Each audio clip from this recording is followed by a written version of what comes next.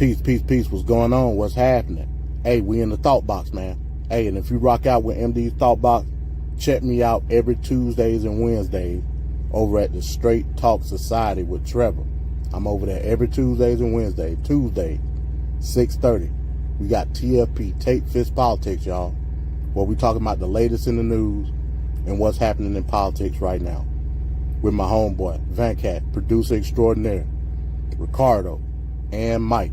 I'm over there Tuesday, 6:30. Then you got Wednesday, Wrestling with Reality, 6:05 on TBS, the Superstation.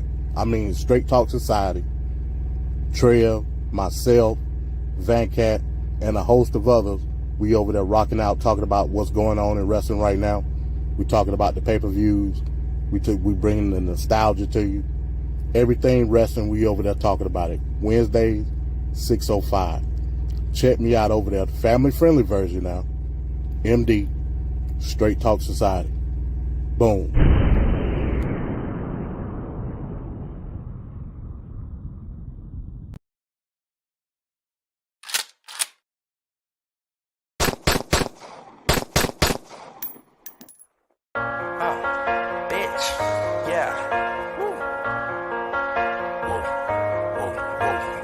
Hate me now, enemies gon' hate me now. Enemies gon' hate me now, enemies gon' hate me now. Hate me now, enemies. Busters got some mana, but I handle that, so hate me now. Got the Louis Slugger, you better cover when I hit a foul. You better be so quick to get it hip when the pistol show. All my niggas get me creeping slow, and we on that blow. That I use, searching for an easy man. Demon in me wakes, now I shake and don't feel okay.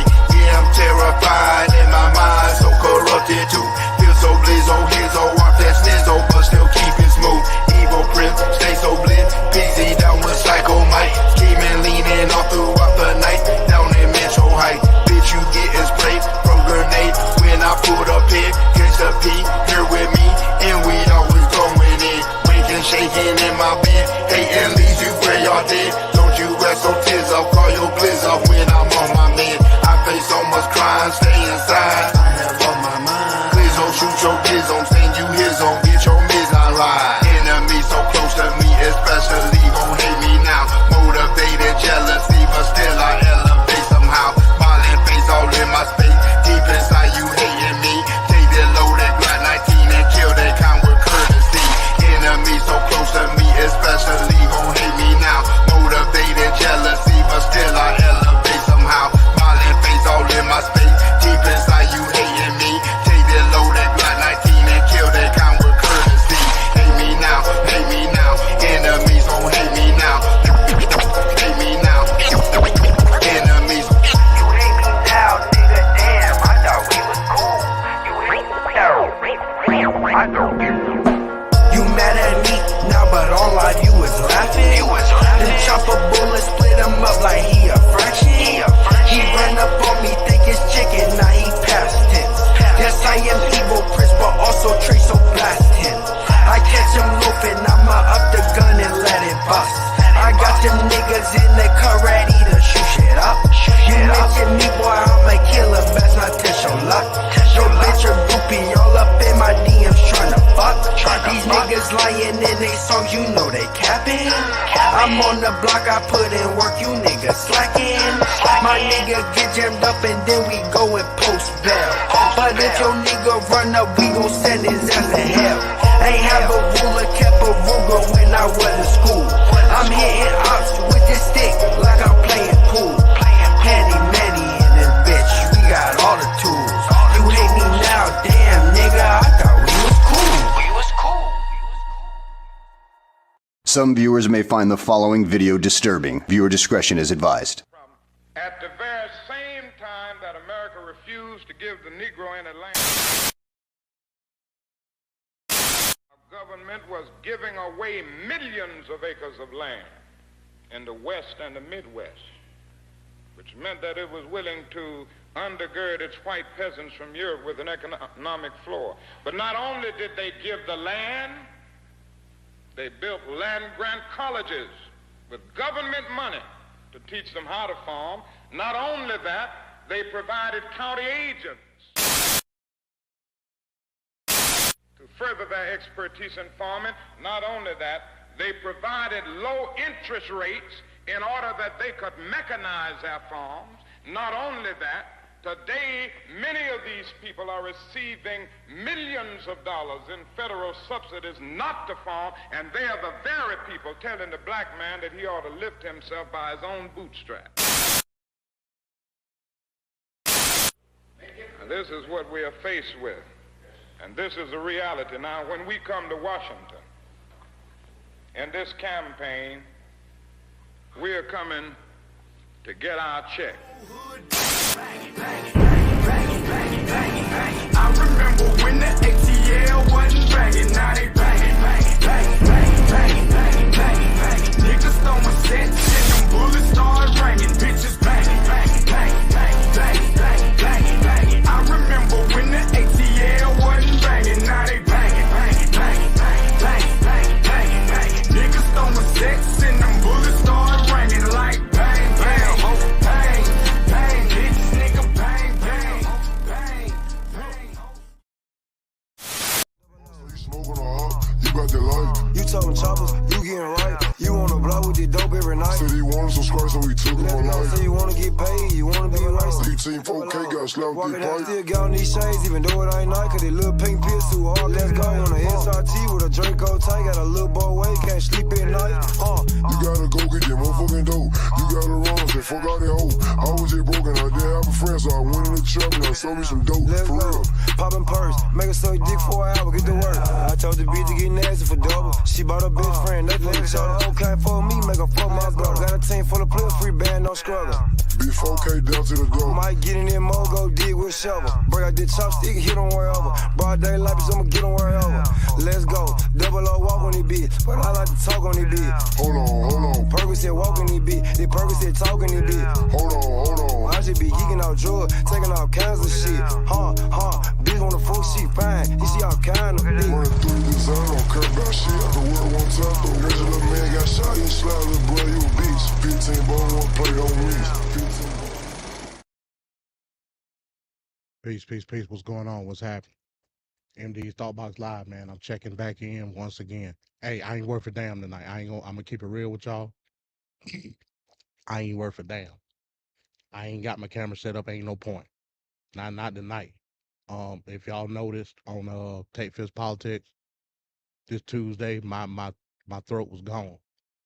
Like I had literally no voice. It got better Wednesday, but now I got a severe cough. So I'll probably be periodically like muting my mic to cough. So you know what I'm saying? I ask y'all to bear with me tonight, but we're gonna get through it though. Peace to everybody that came through. Peace to everybody that's gonna come through later. Very important topics we're gonna discuss tonight. There's a lot of stuff going on in the news right now. It's a lot of progression that's moving forward with a lot of legislation. Not necessarily saying that the legislation is being pushed through, but it's exposing a lot of characters within Congress, within all branches of government at this point. But it's very telling. It's very telling, and it gives you a gauge of how America feels going forward, going into the 2024 election. Not just general election as regards to the presidency, but in a lot of these states. And we're gonna get into that tonight. But peace to everybody. What's going on? I hope y'all had a wonderful day. I hope y'all had a productive day. So we're gonna get it in. Somebody let me know that I can be heard. I see my thing jumping up and down, so I'm assuming that I'm okay. But we're gonna get straight into it. So first and foremost, let me do this, right? So you know, I try to obtain as much knowledge as I can. That's how I'm able to articulate a lot of the points that I make. You know, for the longest, I was always an avid reader, right? Okay, peace, Ricardo, appreciate it. I was always an avid reader. I was way better at reading and writing than I was at math. Just put it like that. I used to love to read. Love like language arts class, love like social study. That was my favorite subject growing up, social study. Now, we grown, like we got shit to do. So especially with me, it's hard to find the time to sit down and like read something. So I got Audible, right? I also got Everand. If anybody know what Everand is, it used to be called Scribe. I got that too. I be riding down the highways and byways. That's pretty much if it ain't YouTube, it's Audible or it's Everand. I'm listening to this book called A Deep State, and that's gonna be like a main theme in tonight's broadcast. Yeah, that's what I'm saying, Ricardo. Like, hey, Audible be coming in clutch. Now, Audible, they high as hell for what they offer, but it's worth it because like as soon as a book come out, like it's on Audible. You know what I'm saying? Everand, not so much. With Everand, they just got a vast variety of stuff that you can listen to, and plus with Everand, they got audiobooks, books. Like Everand do it all for like half the price of Audible. With Audible, you can only listen to books. You can't read nothing. So that's what suck about it. But like I said, Audible, they got as soon as a book drop, it's on Audible for whatever reason. I guess because it's the name brand audiobook site or whatever. But so I'm reading this book called Deep State, right? And I'm gonna bring it up, and this is what I'm gonna start doing every month. I'm doing Thought Box Book of the Month. So this month, let me pull it up. And like I said, bear with me, y'all.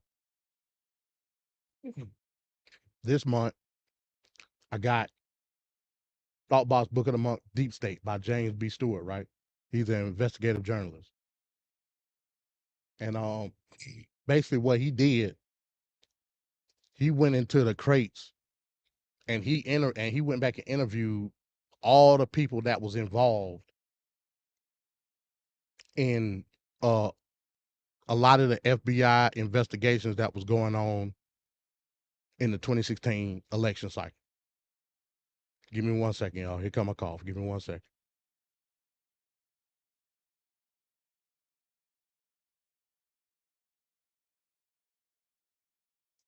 All right, I'm back. So basically, yeah, what he did was he went in and did interviews and dug up non-classified information and from testimonies that was done in the House and Senate Judiciary Committees.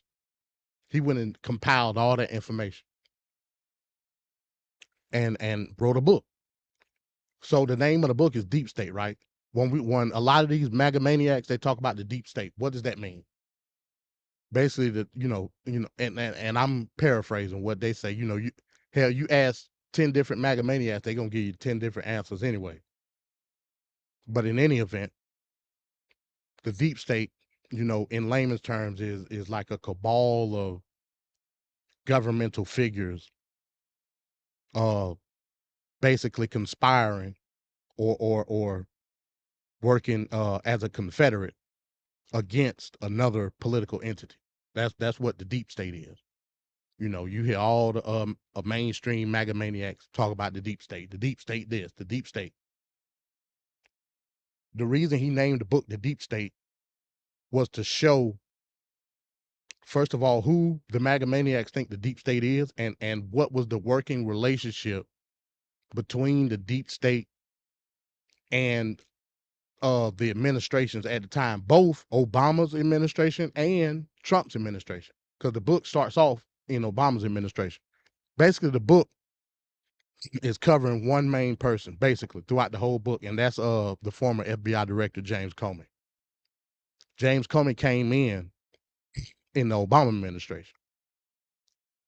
And when James Comey came in, it's like he got thrown into the fire as soon as he basically became acting director of the FBI. Because remember, they was doing the whole Benghazi situation. Then they turned around, and that's when WikiLeaks happened. Then after WikiLeaks was the email the email investigation that the FBI was doing on Hillary Clinton during the 2016 campaign.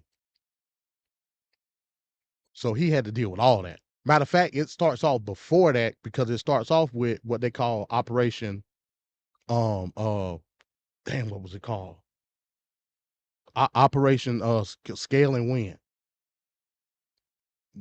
And that was like an arm of the Patriot Act, because remember, the whole thing was they was basically doing surveillance on United States citizens under the Patriot Act. So James Comey wasn't with that. As a matter of fact, James Comey was one of the people that fought to get rid of that particular operation in the FBI. And then, like I said, under the Obama administration, you had, they was looking into Benghazi. That they closed that out, and then that's when the whole stuff with the DNC, where WikiLeaks happened, and when WikiLeaks happened, that's what ousted.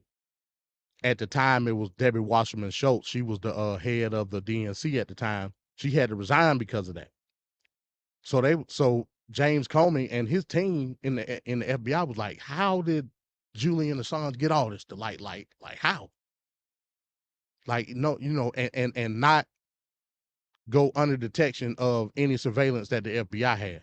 Then that's when they got a tip about Russia. Now remember, this is going to be a running thing for the night show. So they was like, Russia. They started an investigation. They started the Hillary Clinton investigation. It was called Operation Mid-Year Exams.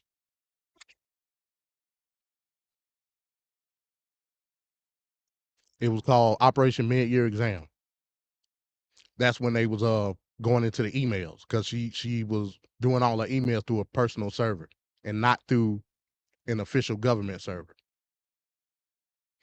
So they did the investigation, and in fact, there was classified information being handled in her own personal server on her email, and that was unauthorized. So yeah, in fact, they wanted to try to charge her through gross negligence. They was like, nah, we ain't gonna do that.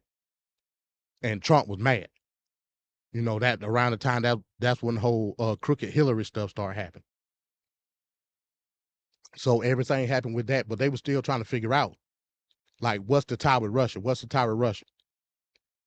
Around the time of the election, they got tipped off through the Steele dossier. Remember that whole time when the Steele dossier happened, that was it was days before the actual election. And the Steele dossier was talking about how Russia had all this incriminating. Well, it wasn't really incriminating, but they had embarrassing stuff on Donald Trump when he was in Moscow trying to put together a deal to do a Trump Tower in Moscow. The deal fell through ultimately.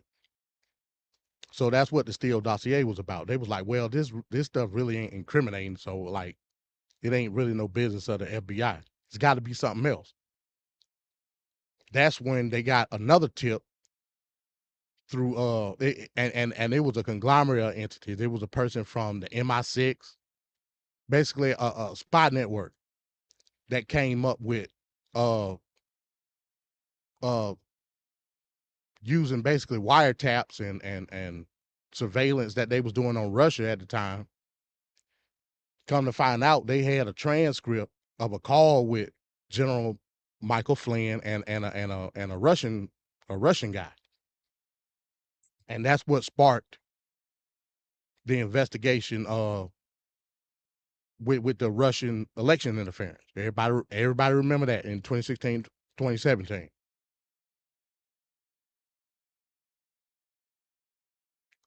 So Trump was pissed off about that, saying that it was election in they a witch hunt, and that's when all this stuff started, way back in 2017. Because at that time he was president already.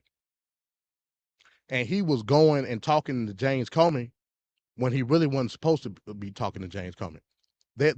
It's unethical for the president to directly give orders to the FBI. That's what the DOJ is for. DOJ run the FBI. at the time, Trump had appointed Jeff Sessions. Jeff Sessions, Attorney General. So Jeff Sessions was the head of DOJ. So he was James Comey's boss. But he was like bypassing Sessions and going straight to Comey, like, hey man, are you investigating me? He was like, bro, nah, not right now, but it could come to that. But it is an open investigation. He told Trump straight up. He got rid of James Comey. He got rid of him and asked him, like, can I trust you? Like, are you loyal to me? He was like, FBI is an independent entity. Our goal is not to be loyal to one party or the other. Like, that ain't what we here for. You know what I'm saying? Like, we are independent governmental entity. Like, you don't appoint me, like I have a 10-year term. You can fire me, yeah. But I don't report to you. I report to the Attorney General, Jeff Sessions. So come to find out, he lied. He said he told Jeff Sessions and Rosenstein, the deputy AG, he said, look, I'm gonna fire James Comey, but I want you to make it look as if y'all did it. And he lied. He did a famous interview on ABC Nightly News and basically told on himself. So we all know what happened to Michael Flynn. It was Michael Flynn and what's the other guy? Paul Manafort and Carter Page. All those people were investigated and put on surveillance through FISA. Now remember that, FISA. Now this is why I'm the political prophet amongst men. I had been listening to this book and just out the blue, now it's a political firestorm with FISA. We're going to get into that first, right? Now, what is FISA? FISA is an acronym for the federal, damn, shit, I just forgot, man. I'm jacked up, y'all. I told you. Federal Intelligence Surveillance Act. It's not under the Patriot Act or none of that stuff. It's not with scale and winds or none of that. It's its own entity, right? So let me do this. This is where we're going to start off at tonight. I appreciate y'all coming through. This is where we're going to start off at tonight, right?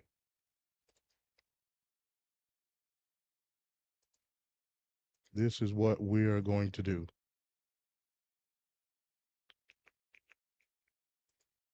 And there's several titles to the articles. Well, I just say articles. Several articles to FISA. We're going to see like what's what and what's going on with what. So let me share my screen. Whap, bam, the boom. All right, so it says Section 702 overview. This is Section 702. So this will be Title 7 of FISA. So it says, what is Section 702? Section 702 is a key provision of the FISA Amendments Act of 2008 that permits the government to conduct targeted surveillance of foreign persons located outside of the United States with the compelled assistance of electronic communications service providers to acquire foreign intelligence information. I ain't got to read more. We just stop right there. It's a lot of stuff they get into. Then they talk about some of the cases that they, the reason why 702 is vital to counterintelligence, right? So let's go here. Let's go here.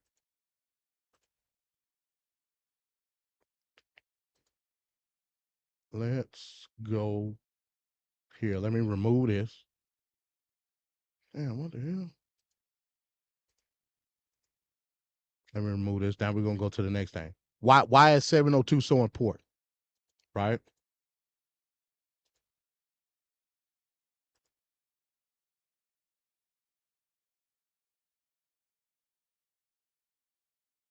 So on the screen, we got a press, basically a press release back in January 19th, 2018. President Donald J. Trump signs 139 into law. Basically what 139 is, it says the FISA Amendments Reauthorization Act of 2017, which extends and modifies Title 7, talking about 7 meaning 702, of the Foreign Intelligence Surveillance Act related to foreign intelligence gathering.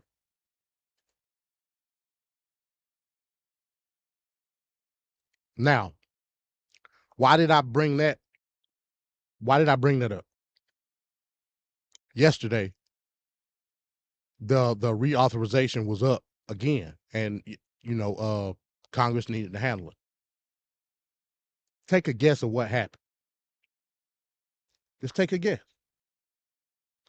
Right? Now I'm gonna go to my first article. I'm gonna go to my first article right now.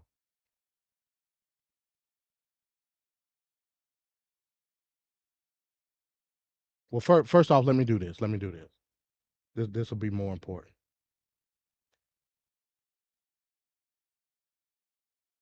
This will be more because it'll give context, right? Damn, if I can find it. Hold on.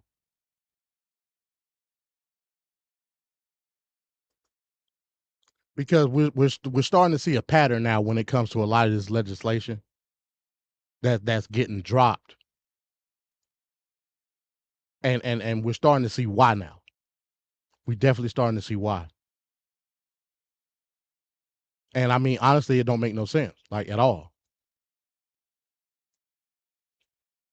Now, I just showed you that back in 2018, Trump reauthorized Section 702 of FISA. Just showed you that, right?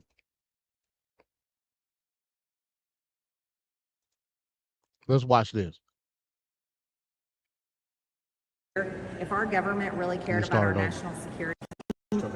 No, absolutely. I'm totally against FISA altogether. I think it's a complete lie. It's like the dirty trick here. If our government really cared about our national security, they'd shut down the border and they would mass deport criminals that have come across our border, and they would be arresting people that are dangerous to our society. That's pretty simple. It's the common sense answer. The other thing is if there's a threat in our country, any law enforcement can go to a court and get a warrant. That's a factual truth. I do not support FISA. I don't support the reauthorization of it. Changing it from 5 years to 2 years gives me no comfort whatsoever, because Joe Biden's administration, his DOJ and his FBI is breaking the law anyways, and they're using it to go after their political enemies. So do I trust FISA under the Biden administration? Absolutely not. So I don't support it whatsoever. Will you vote no on the rule tomorrow? No, I didn't vote no on the rule yesterday. And that needs to be made clear to people. People got confused. There were some of our members saying that FISA was defeated yesterday. Newsflash, it's coming back for a vote tomorrow. I vote on the rules so that the amendments on the warrants we can vote on that. Okay, so you just heard from good old Marjorie Taylor Greene. And she jumped back at the end when he asked her, like, okay, is you gonna vote no? She said no. She said no, I'm not. It's coming back for a vote. Come to find out today, which is what she was talking about today, they decided not to. They basically shot it down. Here's the reality, folks. Everything that she just said she was full of shit. She was up there MAGA babbling. I just showed you. If I need to go back to it, in the chat, let me know. I just showed you what the reauthorization is about. It's not the totality of FISA. It's Section 702, which clearly says that Section 702 is in regards to foreign intelligence. It's not United States intelligence. It's to give them authorization to do foreign intelligence on foreign entities. She just sat up there and lied, because she bank on the MAGA maniacs not knowing what the hell FISA is. And a lot of them probably don't. And she bank on that. But it don't take much to hit the internet and find out what it is. And cross-reference to find out the executive and congressional legislation behind it. Just showed you again, back in 2018, Trump reauthorized it. It's got to be reauthorized every 5 years.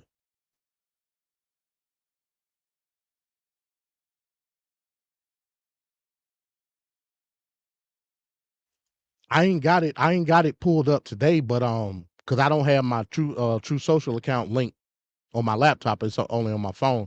I guess I could have took a screenshot. but saw that Trump said kill FISA on his True Social account. Yet he signed it to be reauthorized in 2018. So why is it not? Why need to be killed now? Oh, I know why. Because it's an election year. That's why. And you don't want the ghost of 2016 rearing its ugly head. Because that very same, well, it wasn't even 702 that got Michael Flynn in them. Well, actually it was, because they used 702 and the foreign entities were the Russian people that Michael Flynn was talking about. They didn't tap Michael Flynn, they tapped the Russian people. It just so happens that those Russian people were talking to Michael Flynn. So that's what he pissed about. Y'all got to peep game. First it was the border bill.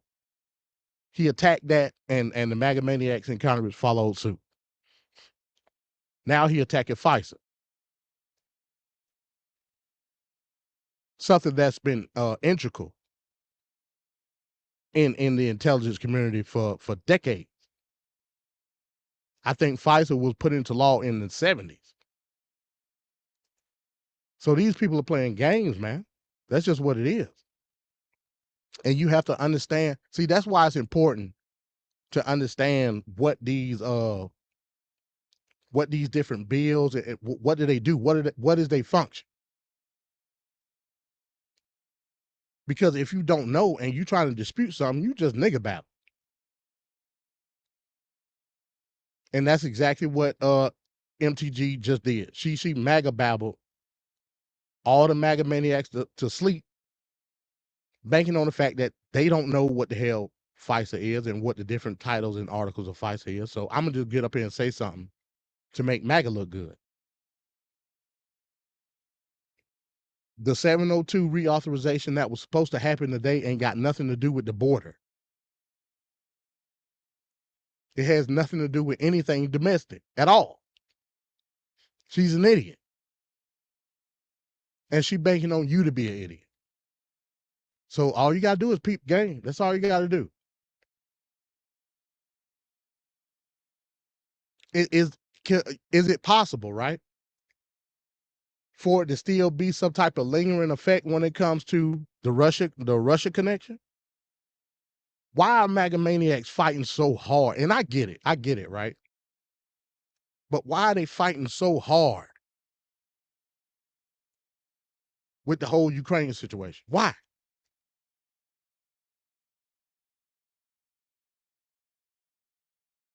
I mean, it just don't make sense.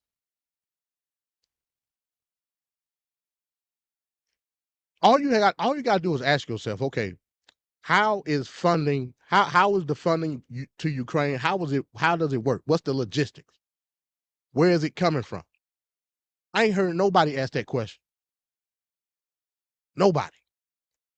But they'll tell you, and they'll tell me that it's United States tax dollars.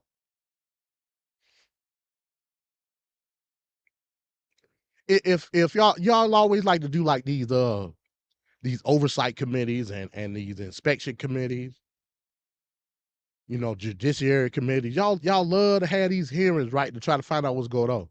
Where has the hearing been in regards to understanding what the situational effects monetarily is with Ukraine? If y'all really wanted to know.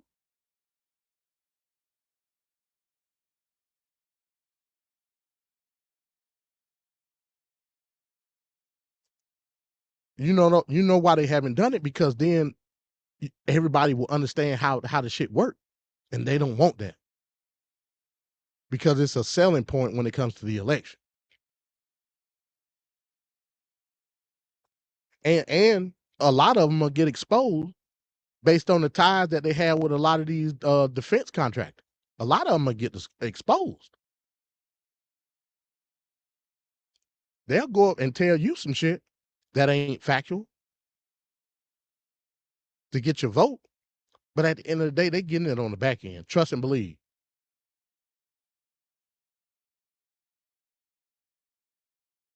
And the people that are tied to Trump definitely getting it on the back end.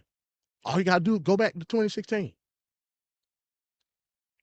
Look at the people that was around Trump at the time in his campaign. That's all you got to do.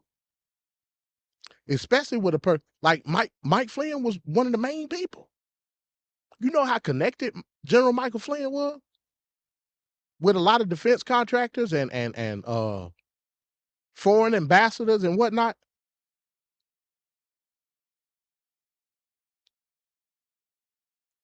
So again, I would urge everybody, if you got an Audible account and if you're interested in understanding what the rhetoric is when it comes to a lot of these MAGA maniacs, when they talk about the deep state, again, let me put it up again. Thoughtbox Book of the Month, Deep State by James B. Stewart. Trump, the FBI, and the rule of law. It gets into intricate detail when it comes to the timeline of the Russian investigation, the Hillary Clinton email investigation, all of that. And you will have a clear picture of why a lot of these MAGA maniacs talk about the deep state. I would even go far as to say that when it comes to the deep state, if that's the rhetoric that you want to use, you really don't have much of a choice but to put Trump and his whole administration, well, his initial administration, in the deep state, if that's what you want to use. Because they were in lockstep with the FBI, with the DOJ, all of that. But it was a couple of people that had integrity, like James Comey, like Robert Mueller, that said, hey, look, man, we got to go with what the law say. Like, no man is above the law. That's what James Comey said. But Trump wanted loyalty. But in any event, all right, let's get into these articles, man. Let's get into these articles. Let me see what I got up first.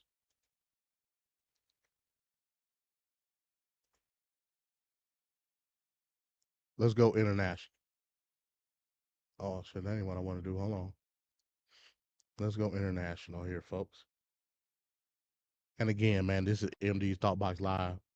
Appreciate y'all tuning in. Hit the like button on your way in or on your way out. It don't matter. It does not matter. So we gonna go here first, right? We gonna go to Gaza. So this is a report from Reuters. And this happened, I believe, a couple days ago. Oh man, what's this? Okay, all right. Yeah, let's go to Reuters. All right, Cairo, April 10th. 3 sons of Hamas leader Ismail Haniyeh were killed in an Israeli airstrike in the Gaza Strip on Wednesday, the Palestinian Islamist group and Haniyeh's family said. The Israeli military confirmed carrying out the attack, describing the 3 sons as operatives in the Hamas armed wing. The 3 sons, Azim, Amir, and Mohammed, were killed when the car they were driving in was bombed in Gaza's al-Shati camp, Hamas said. 4 of Haniyeh's grandchildren, 3 girls and a boy, were also killed in the attack, Hamas said. Asked about the 4 grandchildren killed in the airstrike, the Israeli military said there was no information on that right now, of course. Haniyeh, based abroad in Qatar, has been the tough-talking face of Hamas international diplomacy as war with Israel has raged on in Gaza, where his family home was destroyed in an Israeli airstrike back in November. The blood of my sons is not dearer than the blood of our people, Haniyeh, 61, who has 13 sons and daughters, according to Hamas sources, told Pan-Arab Al Jazeera TV. The 3 sons and 4 grandchildren were making family visits during the first day of the Muslim Eid al-Fitr holiday in Shati, their home refugee camp in Gaza City, according to relatives. Hamas said Tuesday it was studying an Israeli ceasefire proposal in the more than 6-month-old Gaza war, but that it was in transient and met none of the Palestinian demands. our demands are clear and specific, and we will not make. Man, I move this, man. Let me start. Our demands are clear and specific, and we will not make concessions on them. The enemy will be delusional if it thinks that targeting my sons at the climax of the negotiations and before the movement sends its response will push Hamas to change its position, Hanaya said. In the 7th month of the war, in which Israel's air-ground offensive has devastated Gaza, Hamas wants an end to Israeli military operations and a withdrawal from the enclave, and permission for displaced Palestinians to return home. Hanaya's eldest son confirmed in a Facebook post that his 3 brothers were killed. Thanks to God who honored us by the martyrdom of my brothers, Azim, Amir, and Muhammad, and their children, wrote Abdel Salam Hanaya. Appointed to the militant group's top job in 2017, Hanaya has moved between Turkey and Qatar, Qatar's capital Doha, avoiding Israeli-imposed travel restrictions and blockaded Gaza and enabling him to act as a negotiator in the latest ceasefire negotiations or communicate with Hamas' main ally, Iran. Israel regards the entire Hamas leadership as terrorists, accusing Hanaya and other leaders of continuing to pull the strings of the Hamas terror organization. But how much Hanaya knew about the October 7th cross-border attack on Israel by Gaza-based militants beforehand is not clear. The attack plan, drawn up by Hamas Military Council in Gaza, was such a closely guarded secret that some Hamas officials abroad seemed shocked by its timing and scale. Okay, that's that. So, just for a second, I want y'all to imagine, right? Just imagine that you get a call and your 3 sons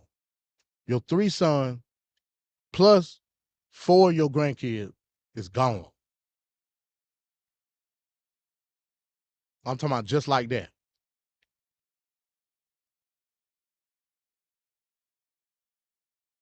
Now, again, I'm not condoning anything that Hamas has done. I'm not doing that at all. But what I am saying, the old adage is, this is the hate that hate produces. And that's universal. Universal.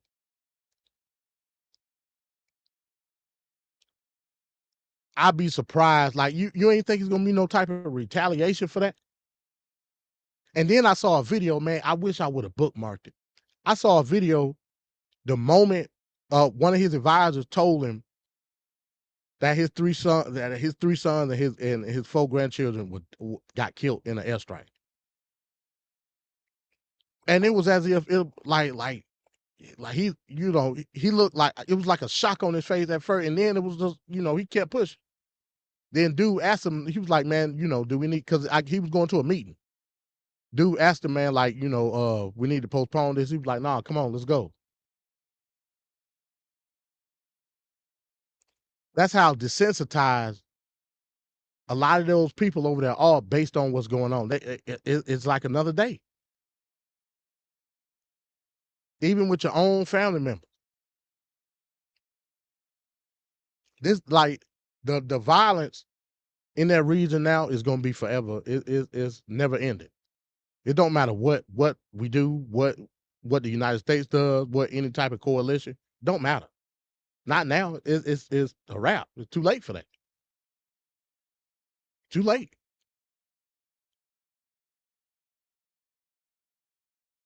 So now I'm looking at it, because you got to think. You don't think some of those top leaders over there in that's in Hamas, some of these top Iranian leaders, you don't think they looking at that secondhandly as far as the I guess you would say the complicity when it comes to the United States or some of these other Western powers? They looking at it.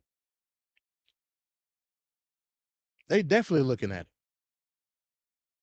Just a report came out, and I ain't got that. I'm not going to do that tonight. Another report came out talking about the threat levels when it comes to our own national security. So Biden in a conundrum, man. Like it is what it is. When it comes to the election this year,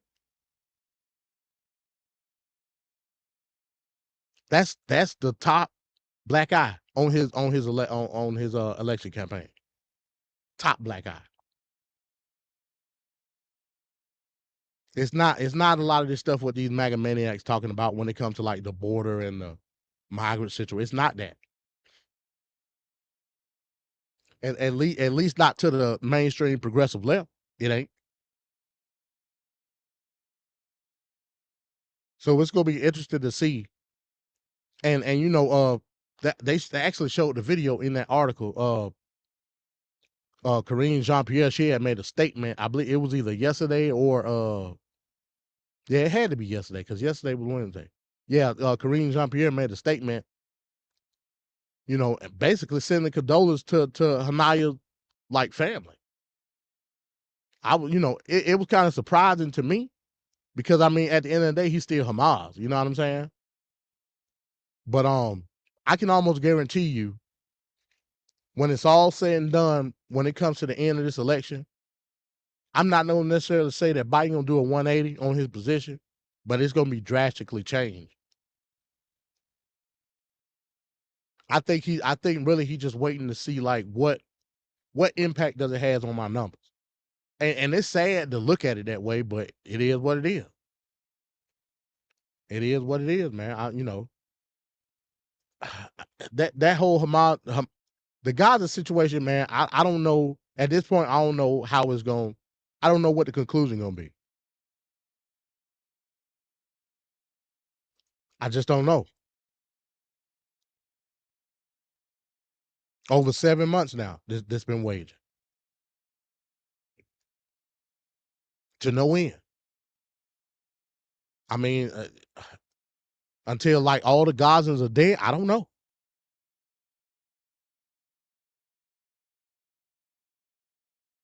But that goes to show you the reliance when it comes to other countries from a diplomatic aspect. What they feel the United States and other Western countries as well, what they feel that we should be. Because that's the label that has been placed on us for generations now. World police and beacon of hope when it comes to freedom and liberation. But in reality, a lot of it is interest, is what it is. You know, I hate to say it that way, but it's true. And in regards to Israel, it's interest, no doubt. No doubt. But let's move on to the next story, folks. Let's move on. I put the link in the chat if anybody want to come up and discuss anything about any of the topics that I present for tonight. Cause like I said, man, I don't know how long I'm gonna be able to hold. Like I'm gonna just keep it a buck. Hell, I started to just went on to cancel the show, but I was like, nah, I already done scheduled it, so it is what it is. Let's move on to the next one, folks. And like I said, you gonna see a theme for the night, right?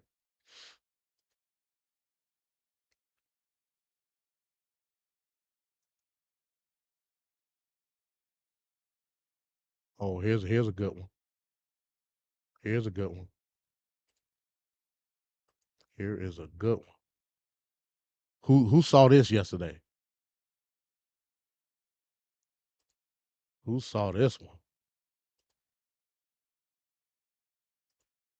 Let me blow this up. I'm gonna let this advertisement play on. Hold on. I think they're gonna show the video.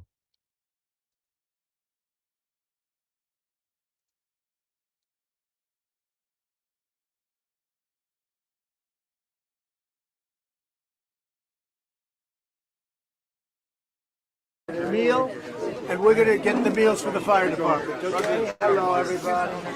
What's your specialty today? How are you today? Nice to meet you.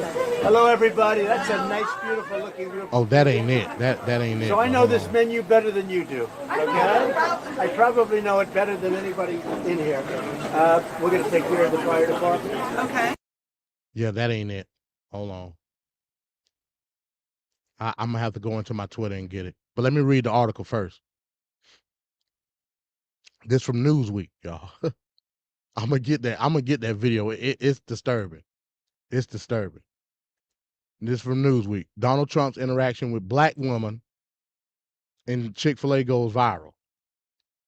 Former President Donald Trump's interaction with a supporter at a remember that, at a Chick-fil-A in Atlanta, Georgia. Now, let me get some context. This is what I heard. This is what I was hearing on Twitter. I was hearing that he was in the Chick-fil-A in Vine City. Anybody know Atlanta, like, that's a historically black, like, neighborhood. And, it's been, I ain't gonna necessarily say it's been gentrified, but it's been built up a little bit. You know what I'm saying? Once I read this article, I'm gonna get to that video, though. It's actually 2 videos, I believe.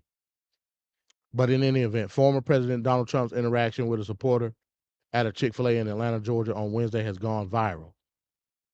Trump's Deputy Director of Communications, Margot Martin, took to X, formerly Twitter, to share a video of the former president's interaction with a black woman supporter, as she tells the former president, "I don't care what the media tells you, Mr. Trump. We support you. We support you." Here you go, right here. I'm gonna play it. The video has already garnered more than 60,000 views, as many others continue to share the video. Let me play it right now. So I don't care what the media tells you, Mr. Trump. We support you. We support you, Mike. Okay, 4 p.m. We've been 4 p.m. Come here, let me give you a hug.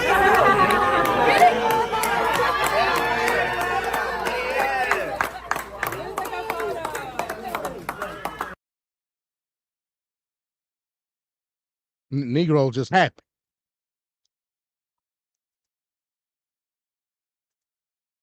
I'm talking about Negro just happy. I bet you half of them folks in that Chick-fil-A didn't even vote. I'm gonna just keep it a buck with you. I'm at the point now. A lot of these niggas, man, when they come up and they try to talk to me about some political shit, nigga, did you vote? I could go no further with this conversation until you answer me that question.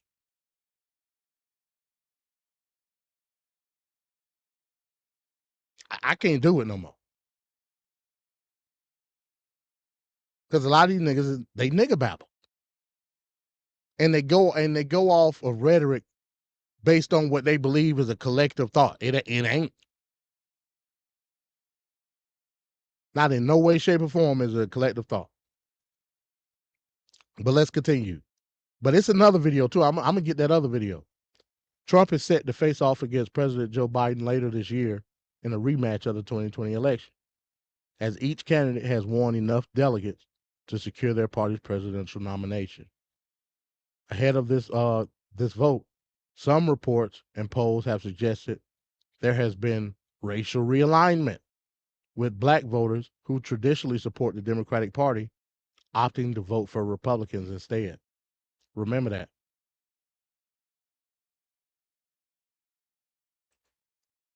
Jeez, fucking Louise is called, bro.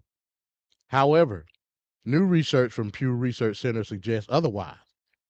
A survey shows that 83% of black voters favor the Democratic Party, a 3% decline from 1994. On the other hand, 12% support the Republican Party, a 1% decline from 1994. While the research did not ask voters about specific candidates, only parties, the polling still suggests Trump would perform marginally better than in his previous election, where he won 8% of the black vote in 2020. Now, let me ask y'all a question. Now, and I want y'all to be honest, right? When it comes to the black vote,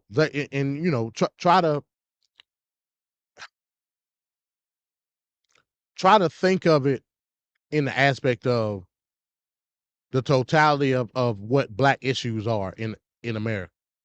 Just try. I'm not saying it's the right thing to do, but we hypothesizing, right? When it comes to black issues in America and the traditionalist Republican Party mindset, why or where rather does the contention lie when it comes to black folks and the Republican Party? Is it such a bad? Is it like almost like a taboo, right? Where this has been historically the numbers that we've seen, historically, especially since the 90s. I can understand because, like I said, from Clinton on, like it's really been rocking. And hell, I couldn't vote like in the 90s, so. But in the aspect of when we think about collective issues, collective, not individual. Like I'm taking myself out of my own body, the individuals, and trying to see it from the perspective of a collective action. That's what I'm trying to do. Collectively.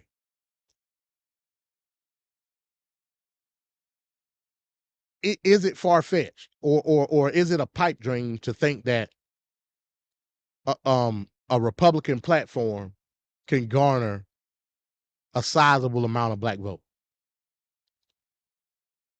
Like I said, I'm not saying that you be right or wrong on any situation, but then take it to what it is now.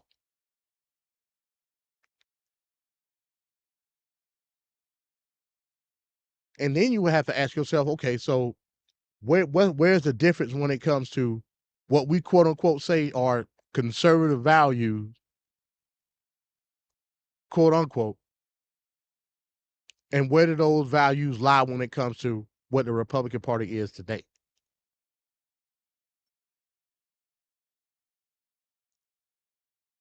And that's the argument that a lot of Negroes try to make in 2024. In regards to like rationalizing why Negroes need to vote red now. You know what I'm saying? Peace to Killer. How are you? So if you can't come up with an idea of a basis of a collective action when it comes to the Republican Party, you just talk. Now, I'm not saying that you don't have the right to vote Republican. I'm not saying that.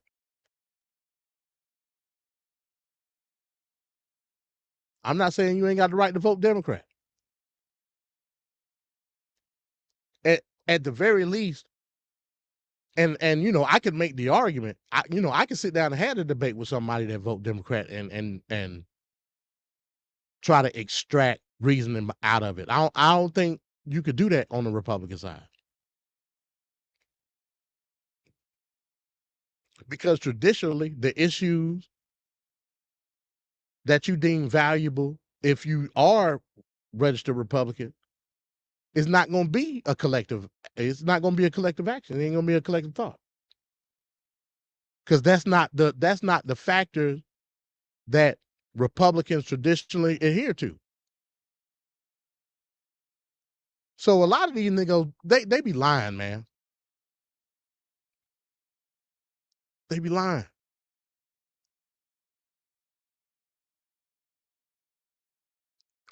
All you gotta do is ask one question to a Negro talking that stuff about switching red and all of that. What are the social, because that's what you base it off of, because you're thinking of it collectively, meaning socially. What social programs are you gonna get out of the Republican Party? I'll wait. Negro and Negro. Now I'm talking about the mainstay, just out the blue Negro, is what I'm talking about.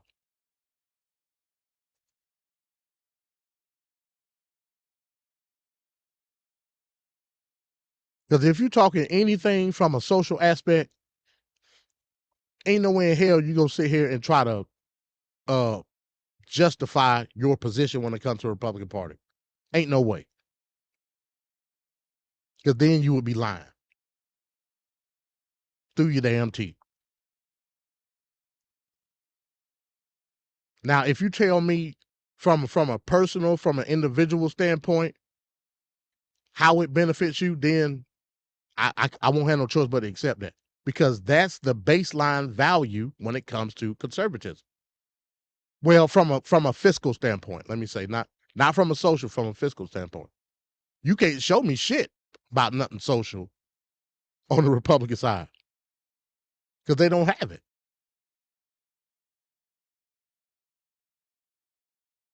So you tell me that you voting Republican based off this, I can show you how you're an individualist, which is fine.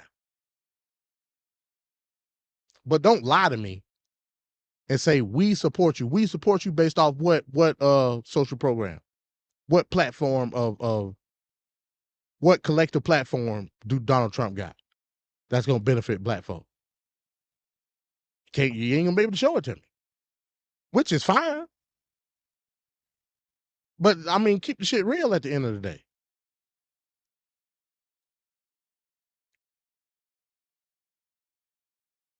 I mean, the platforms are diametrically opposed as when it comes to the Democratic Party being through collective resolution, and the Republican Party for the majority, for the most part, being of individual values and principles. It's always been like that. Now the rhetoric has changed throughout the course of history.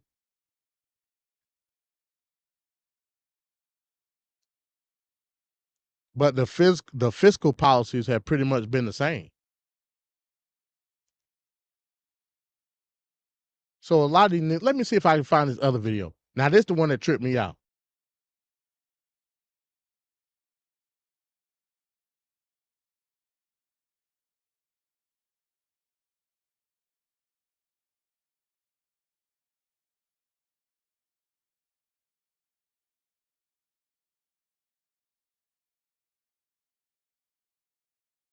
Here you go, right here. Give me a second. This tripped me out.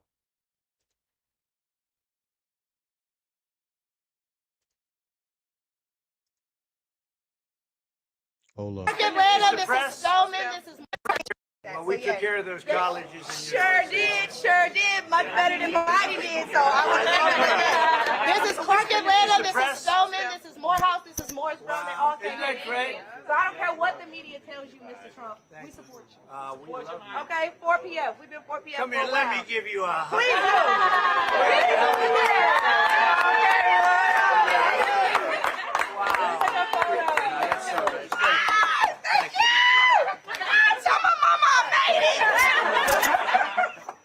Well, we took care of those colleges. Sure did. Now, here's where I would concede, right? In fact, Trump did grant additional funding to HBCU. He definitely did that. Can't take it away, right? You just can't do it. Did y'all hear what the chick said? She said 4PF. Who know what 4PF is? Like, what was the point of that? See, this when you start the total line when it comes to like nigga shit. It wasn't no point. I'm not gonna knock it if that's what you represent. But come on, man. Like what are we doing? You 4 pockets full with Donald Trump, huh?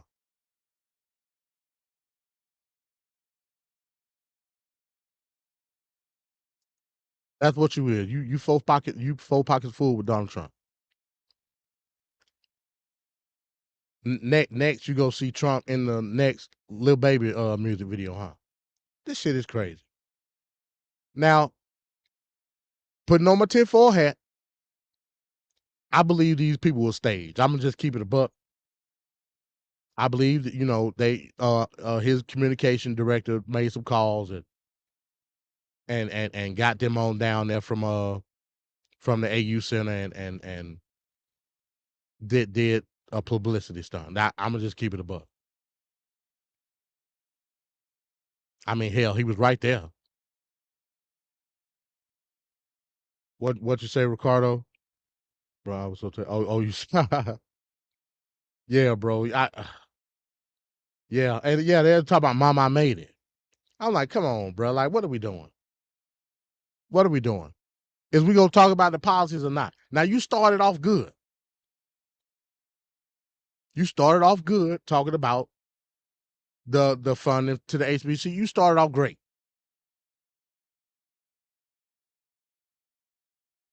But you couldn't help yourself reverting back to the nigga shit. You couldn't help. I'm interested to know, was there like a in-depth conversation with those college students? I'm interested, really interested to know.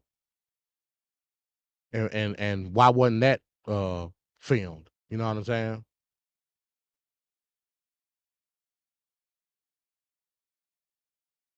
Because I mean, you know, it's coming. Like there's gonna be an in-depth conversation. I don't know when. I mean, hell, I say that, but it might not come. But I'm looking for the full steam ahead. Let's get the Negro vote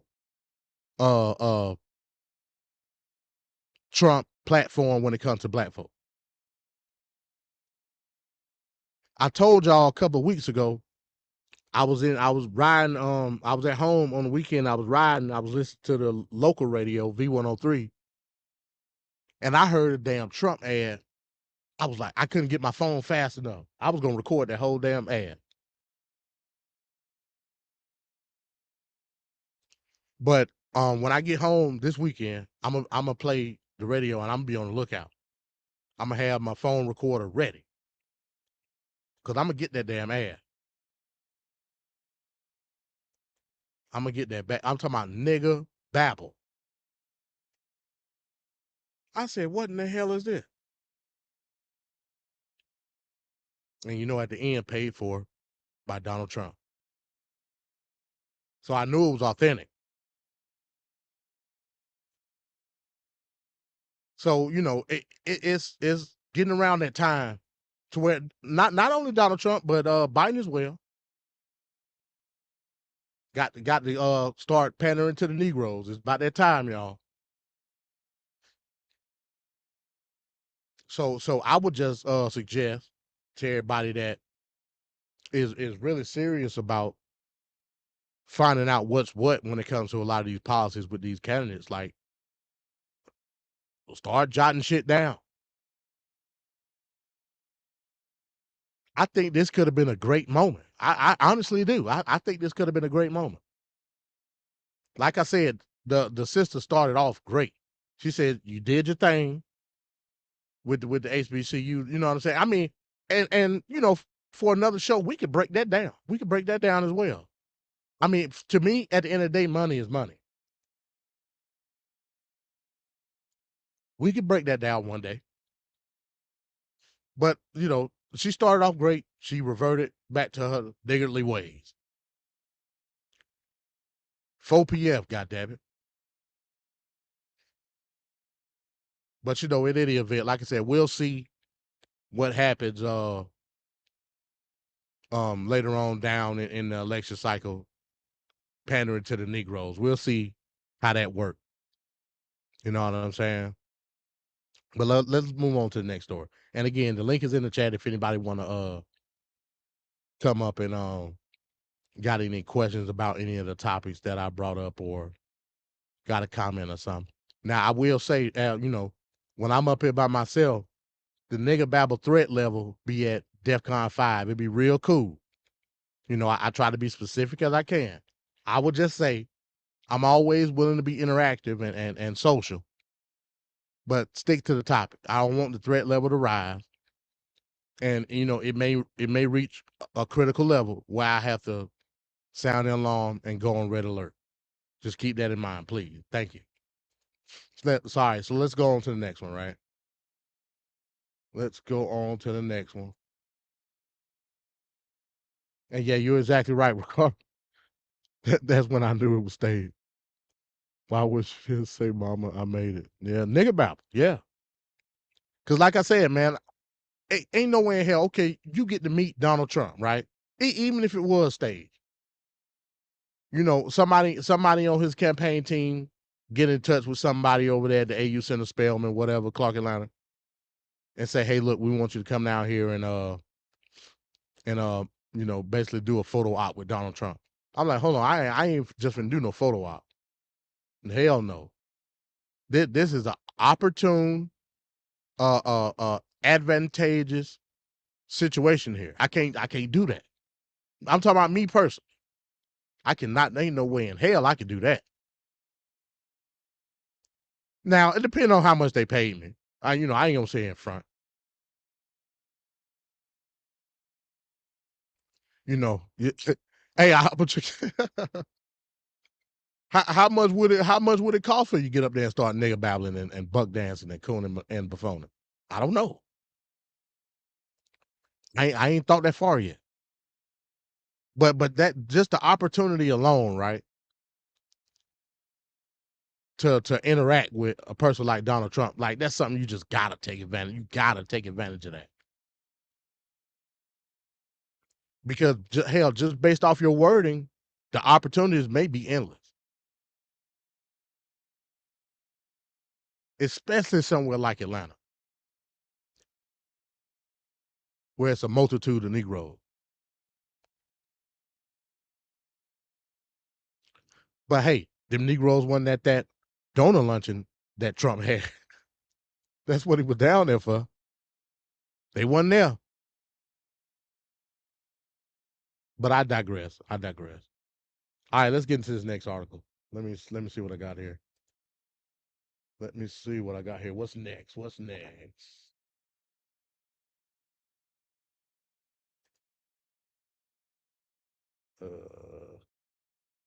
Oh damn, never mind. Hold on.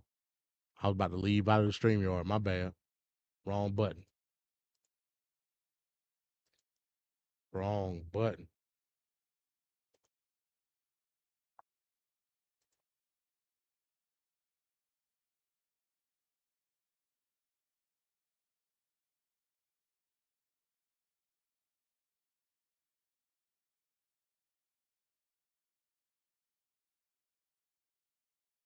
Man, I'm telling you, bro.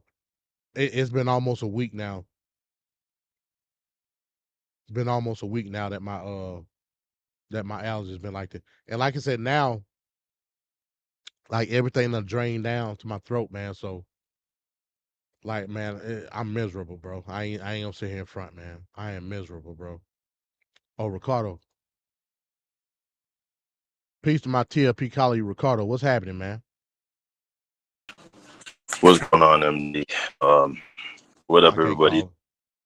Just want to come up and say a few pieces of the political topic of the day, of what we're discussing and whatnot. But shout out to you. I didn't realize how much in common we have growing up, that you like social studies like I like social studies and love the comprehension of reading.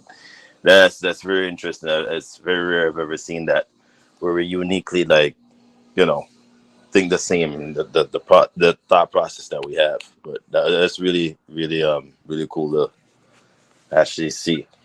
I mean, I'll be honest, man. For a long time, that's the only subject I gave a damn about was like, I love social studies. I don't know, I just like history. You know what I'm saying? I was always like, I couldn't do math worth a damn. Like I couldn't do, man.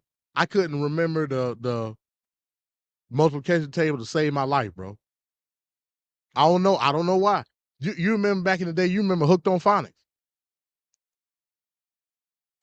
Yes, sir. If we grew up on that. Like, I don't think this generation probably knows what Hooked on Phonics is, but not to be what you would call it with most of us there, but there's a lot of stuff now that I'll be mentioning to people and they'll be like, what is that? I'm like, yeah, you this generation probably doesn't know that much about the 90s and the 80s and Yeah, but yeah. Yeah, I remember. I had Hooked on Math because they had a math version. I didn't Like I really, was yeah, they had a math version. I was literally horrible at math for whatever. I don't know why. but I know I just couldn't do it. that's strange though because I wouldn't even say that's strange, but I think the same likelihood happened to me. I used to love math, but then somehow I don't know if it was a connection to something, but down the line I just didn't really care too much for it. I remember the sciences and the history and the social studies made me like, all right, since I can't really do the math that great, I'll just compensate for the rest. So it works for people who like doing the math thing. We compensate for that. So I think that's very interesting. I never really thought about it until just now. Like so, and love reading. We really didn't. You breaking up, Ricardo? You can hear me? Let me see it. My reception is really bad because okay, you sound a lot better now. I don't know what you just did, but you sound a lot better. I don't know, man. I'm in the dead zone. It's like part dead zone, part AT&T like area. It's like there's no, you know what I mean? I don't know why that is. Damn, where you at, Ricardo? The Everglades? What part of South Florida you in? No, I'm in Florida, but in the area that I'm in, it's like it's supposed to be AT&T, but we have another company that they have if you don't have them, you have to compensate for AT&T, like both are like in a fighting combative dead zone area. Like it makes no sense to me. So I have AT&T and it's a whole thing. That's why most of the when TFP you hear me chipping it out because it's like I'm in a part dead zone area. If I don't have my Wi-Fi and my AT&T signal up, it's like it won't work. It's a shit show. Don't add the weather into it. It's like terrible. So I apologize. Yeah. I used to have AT&T internet at home, and hell, you get a draft of wind, man, and it used to go out. I'm like, damn, what the hell happened? Yeah, I used to hate that, man. Yeah, I don't know what's going on, but my God, MD, I mean, you're still sick, man. I thought you were doing this whole voice in and out thing from yesterday to try to boost your clientele with the radio personality voice thing. So now it's gotten worse. I'm sick. I'm sick. Not messing with you. I'm full blown sick, man. I mean, like I said, at first. So all right, so let me tell the story. Like we just shooting the shit now. So last week, I was getting loaded. Like I do flatbed truck drive, so I get loaded with like wood and stuff like that. I was at a lumber yard, and I was getting loaded, and I was directing the guy where to like load the lumber at on my truck. So I was right next to the bed of my truck, and I told him that's good, and he dropped the wood down like pretty hard. Yeah. And I guess the wood had like pollen on it, basically. And it was it was like pixie dust in my face. Like it just blew whoosh. I said, shit, I went and washed my face off. I've been sick ever since, bro. Yeah, you might have been sick ever since. You got to get that checked out, though. You might have been an allergic reaction to the pollens from which. Well, every year, every spring, like I get like the sniffles. It is inevitable. You know what I'm saying? I do my best to like block it. Like I take Claritin every morning. As soon as I get up, I take some Claritin to like like the antihistamine block or whatever. And it worked. You don't use Zyrtec at all? None of that stuff from over the counter? I use Zyrtec, but I usually use Claritin because it worked for me. You know what I'm saying? Gotcha. But yeah, I use Zyrtec sometimes. I ain't got no Zyrtec right now, but I use it. Yeah, that usually I take Claritin. It worked. Yeah, for some reason Zyrtec works better for me. I don't know why. Yeah, Zyrtec is stronger. It's a stronger. Yeah, it's strong as hell. Zyrtec. Yeah. I'm trying to think. Does that knock you out? No, it's not supposed to. But I've heard people say it knocks them out for some reason. I don't know why that is. It's never knocked me out when I take it. It's always been like, you know what I mean? Yeah, Benadryl. I got some Benadryl right now. Benadryl, I take that. About an hour, I'm gone, bro. I don't know why. I'm like, man, but it helped me sleep. It helped me sleep though. So yeah, more for like a sleeping aid kind of thing. Yeah. So like my nose ain't stopped up and nothing. Like it'll clear my nasal passages and I can sleep better. What you done took yesterday when you sounded like better on WWR like wrestling with reality. You sounded a little bit better. Did you think that?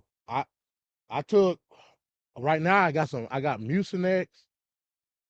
I took I took a Claritin like an hour before Wrestling with Reality went live. I sounded fine yesterday.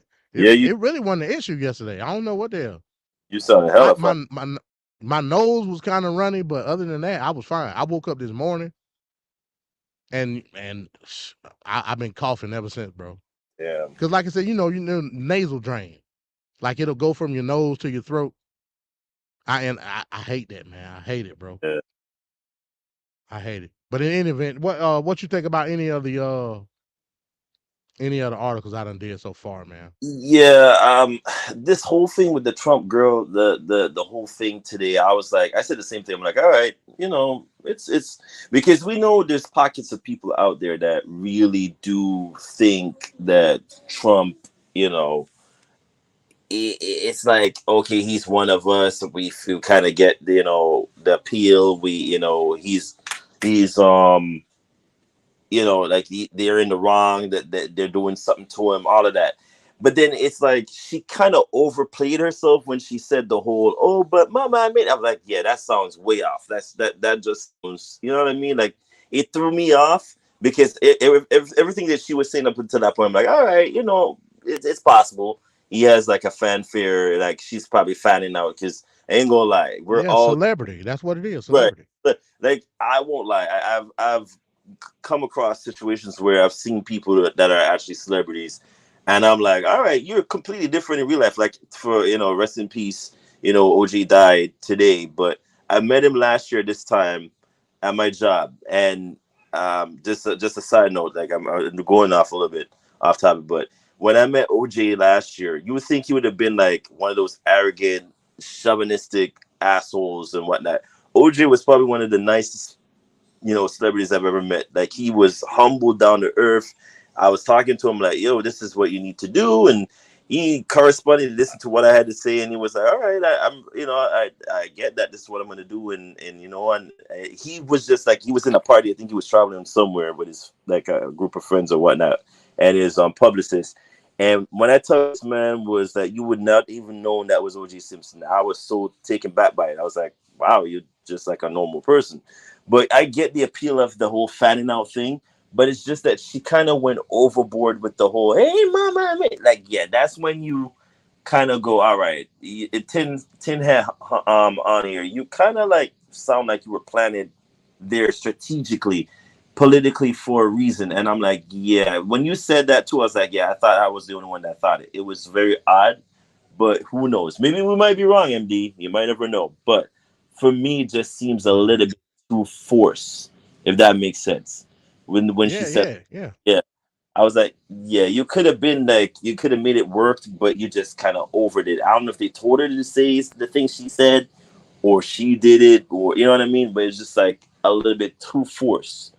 There's a way to do stuff presentation wise, and there's another way where you could overdo the presentation. And I think she kind of overdid it.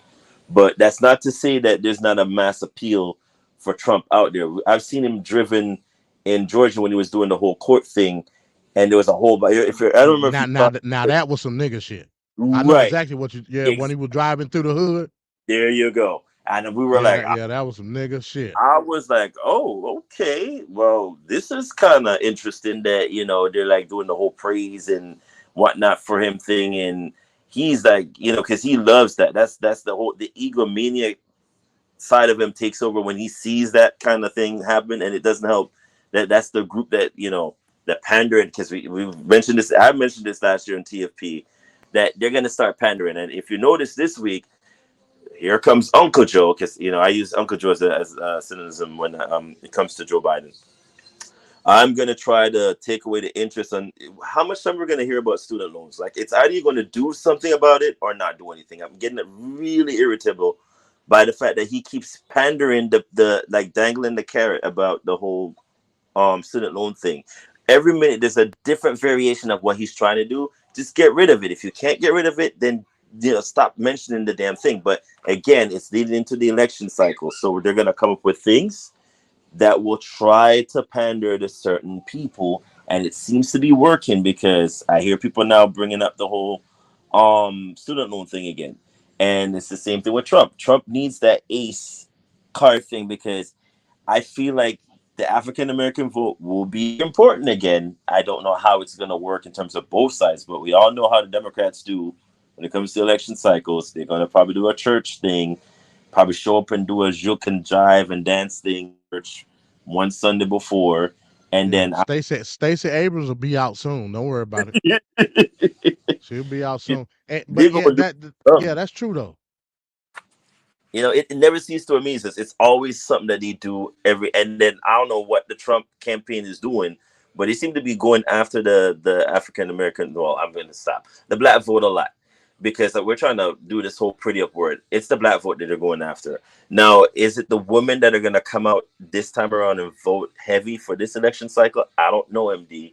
Is it helped in the primaries? I don't know if the appeal is there more so for the vote this time that they're trying to go after. Again, the independent voters, which is like me and you, is who they really need to be targeting. And I just feel like both sides are kind of wavering on that.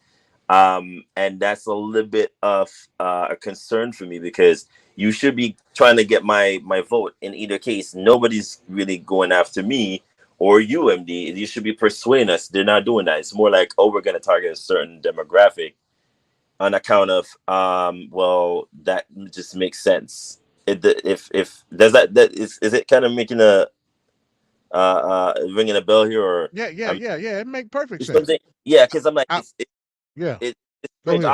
it's me or this election cycle just seems a little bit off both the Democrats and well the Trump campaign, because I'm not even going to say the Republican side. I don't know what we all know the shit that I'm swearing on you. What that side is doing with the whole flipping the vote and ousting the Speaker of the House again and all in shambles. I don't know what's going on with the Republican Party. I feel it's the Republican Party and then there's the MAGA campaign, if that makes sense. I don't know which side is. It make perfect because you're exactly right. I don't know what's going. You're exactly right. So it's like I'm confused as for who's in control. Is it the MAGA campaign or is it the Republican Party? It seems like there's a split down the middle, and one side is trying to get the encroachment of, hey, you need to fall in line, and then the other side is like, hey, this is the new vanguard. Either you shut up or put up. So I fail to see, and this is why I kept saying when Liz Cheney said it. Is the party going to be split at this particular point for the election cycle, or is it going to be like at some point in time they're going to say, all right, we're going to do the whole we're rah mantraing because the Republican side always come together? I don't think that's going to happen this time around. Maybe I'm wrong, MD, but usually if you remember, the Republican Party is always the one that says, all right, we're going to put our differences aside and we're just going to be unison. I don't feel like that's going to be the case here. I feel like it's MAGA crowd saying, all right, shut up or put up. And the Republican side is like, hey, well, we've always been the old vanguard, so you shut up and put up. So it's a tug of war kind of tussle that one is trying to see who's going to win out. And that's my concern about this election cycle. Is either somebody's going to say, all right, well, hey, I get it. We don't like this. There's a lot of in-party fighting here, but can we just move on from it? I just don't see it. Maybe it's me. I just don't see it happening.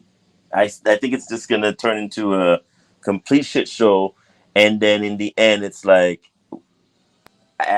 sorry, MAGA crowd. I just don't see y'all getting it. But I've seen stranger things happen. But the infighting is what's the concern here, and it's a major concern because I've never seen the Republican Party so bickerish. They've always put the differences aside and say, hey, we're going to move forward. It's not that case. It's like the new class with the Marjorie Taylor Greens and the whatnots. They are not happy, and they're just doing a whole bunch of stuff that just like seems to be spilling out the in party fighting that we're usually not used to seeing. It's more behind the door, behind closed doors. It's more like you're now seeing it in the open, which we're not saying it doesn't happen, but it's more for the Democratic side that usually does that. It's more so now you're seeing it with the Republican side, and we've seen it since G6, and it's now spilling in even out of more out of control than it usually should. So it's like where does the Republican Party stand and where does the MAGA crowd stand? Are they together or are they against each other? I just don't know. They don't stand. That's what I'm telling you. They don't stand at all. The reason I know they don't stand is because they all over the place. Yep. With the stuff that they trying to stand on. Mm. Marjorie Taylor Greene, what was that last week? Just last week, she did an interview where she was talking about the going back to the whole thing about her trying to oust Mike Johnson, and she said something specific, right? And this the next article I'm getting into. She said something very specific. She said Republicans don't want any funding going toward abortion because it's not a conservative value. That's what she said, verbatim. But didn't Trump also release a statement and said that so when Arizona did the whole thing yesterday, he was like Arizona went too far. So it seems like if she's complaining on one thing and Trump is saying the other, mind you, Marjorie Taylor, well, I don't know, I'll just say MTG. MTG is Trump's little stooge in the House. And she does his bidding or whatever he says, she then, says whatever and then goes on and does. Because if you notice, if you remember, she has his number on speed dial. So whatever he says something, whenever he wants something, he uses her and she's the little stooge, everything and closed doors for him. So I find it interesting just the fact that she said the Republican Party shouldn't be funding, and he's saying yesterday that Arizona went too far with the whole abortion thing. So who is really who's in control here, the Republican Party or the MAGA crowd? I'm confused as for why the two sides cannot put on their we're in unison here and we're going to move forward and on the same principles and values. But we all know why, MD. I've said this repeatedly on TFP. Conservative values is what? Dead. There we go. There's no such. It's as simple as that. And I can't support a candidate that doesn't have. You're not conservative enough for him. I'm sorry, DT is not. He has never been conservative to me. He's always been more democratic. I can't put throw my on somebody who doesn't have it. I just cannot. No matter what the MAGA crowd says, he is not that person. The evangelical crowd does the same thing too, where they're like, "Oh, but we can look past." No, baby, it's like you can't do that. That's not what Ronald Reagan is turning in his grave right now. If that's the thing where we're like, "Oh, we're gonna always throw Reagan's name out there," he's turning in his grave because I don't know what the hell this is. This is nuts to me. This is the conservative party that I thought was the Republicans. It's crazy. This ain't it. But I digress. A segue into my next article from Fox News. Trump says Arizona pro-life law went too far as Biden camp claims policy U-turn. All of a sudden, just out the blue, out of nowhere. How did that happen? Yeah, that threw me off yesterday. I'm not even gonna lie to you. I'm like, wait, so he's saying it went too far. Why? Well, all of a sudden he's changing his tune regarding the same people that he put in place. Mind you, these are his people. Some of the people that he kind of like, support him and whatnot. And he said they went too far. So in a catch-22 here or something? He contradicted himself. And this article is going to show how he contradicted himself. It says, following his comments that the Arizona court's ruling should be straightened out, Trump said it would be up to the states. Now that's key. It would be up to the states if doctors who perform abortions should be punished. Former President Donald Trump says the Arizona Republican Party's recent pro-life legislation went too far after previously stating abortion issues should be left to the state. He contradicted himself. Mm-hmm. That's what he did. So hold on, wait a minute. You said, well, first you said, oh, I'm the one that killed Roe v. Yeah. Wade. You never gave a reasoning behind it. Thank you for bringing that up, because remember, he was the one that was championing that whole cause. I was the one that caused this. I put these people in place to get rid of Roe v. Wade. Exactly.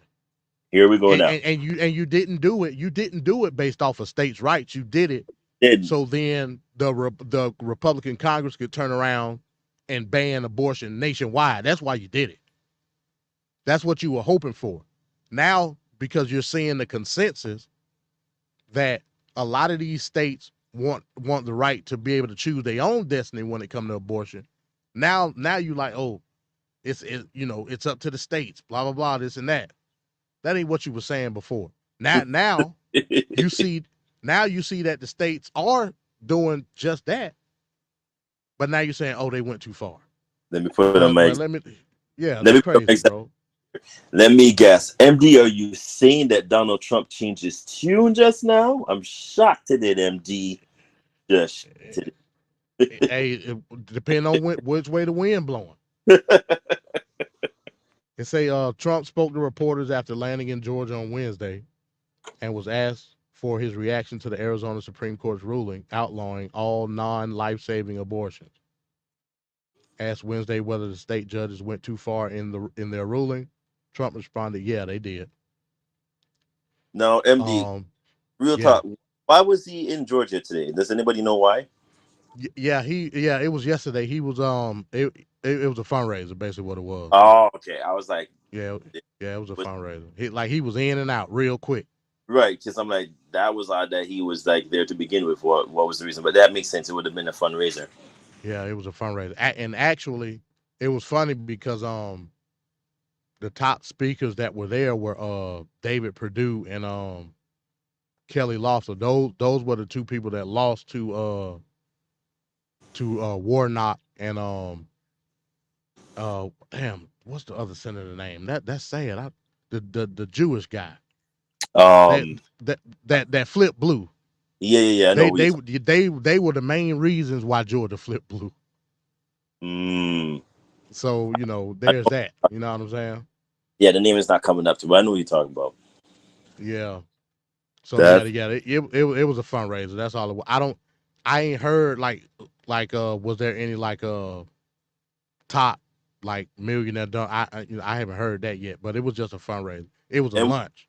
And were you able to find out if the SANS group is still funding or still a part of the whole election major supporting Black thing that we mentioned on TV?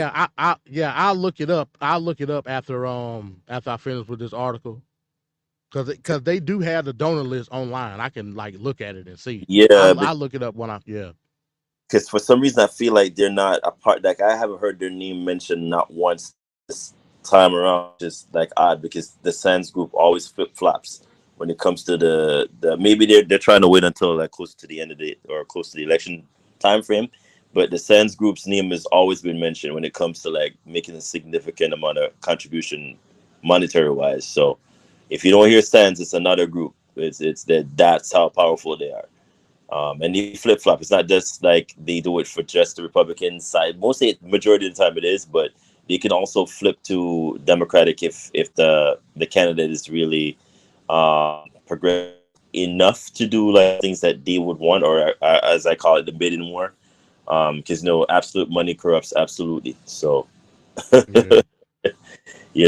right. It goes on to say, it says, and that will be straightened out. Trump continued, and as you know, it's all about states' rights. That will be straightened out, and I'm sure that the governor and everybody else are going to bring it back into reason, and that will be taken care of, I think, very quickly. Interesting. Basically, what he's saying is, he understands that it's going to be brought to a vote, and then he's going to try to say, yeah, I did that too. The Arizona Supreme Court issued a ruling on Tuesday reverting the state back to a 160-year-old pre-statehood law that outlaws abortions in nearly all circumstances, except when the mother's life is at risk. So basically, it's saying they don't, and it's so archaic. It ain't no wording. I also got the actual the Supreme Court decision too, but I might not even get into that. But it's no wording in there. Let's say hypothetically, if it's a grape or some type of essay, ain't no language in there saying that you can get an abortion from that. Nowhere. So that's not defined. No, it's not. Interesting. The Arizona Supreme Court issued a ruling on Tuesday reverted. Okay, I read. The law makes it a felony for anyone who provides, supplies, or administers to a pregnant woman or procures such woman to take any medicine, drugs, or substance, or uses or employs any instrument or other means, whatever, with intent thereby to procure the miscarriage of such woman, unless it is necessary to save her life, potentially carrying a prison sentence between 2 and 5 years. Damn. The law, which was codified in 1913 after Arizona became a state, includes an exception in cases that endanger the mother. Trump's sudden disapproval of the pro-life legislation shocked many conservatives. Yes, it did. After the presidential candidate just this week endorsed abortion issues being handled at a state level. Contradiction.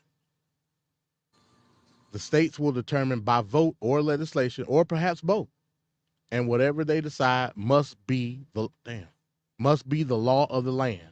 In this case, the law of the state. Trump said on Monday. So damn, not even 48 hours. You switch up just like that. Color me not exactly. Color me not surprised. He added, many states will be different. Many states will have a different number of weeks. At the end of the day, it is all about the will of the people. Because I know Trump, he want the Dobbs decision to be federal. Right. He want 15 weeks throughout the country. That's what he wants. Because that's what initially the conservatives said that they wanted. Now all of a sudden it's about like states' right. You wasn't, like I said, you wasn't saying that before. Like at all. Now it ain't about states' rights. You don't think the state did it right in Arizona. Well, why not? That's what you're saying. But doesn't it strike you interesting that SCOTUS, when Kavanaugh and what's her name that he placed on SCOTUS, mentioned the same language that you're mentioning now?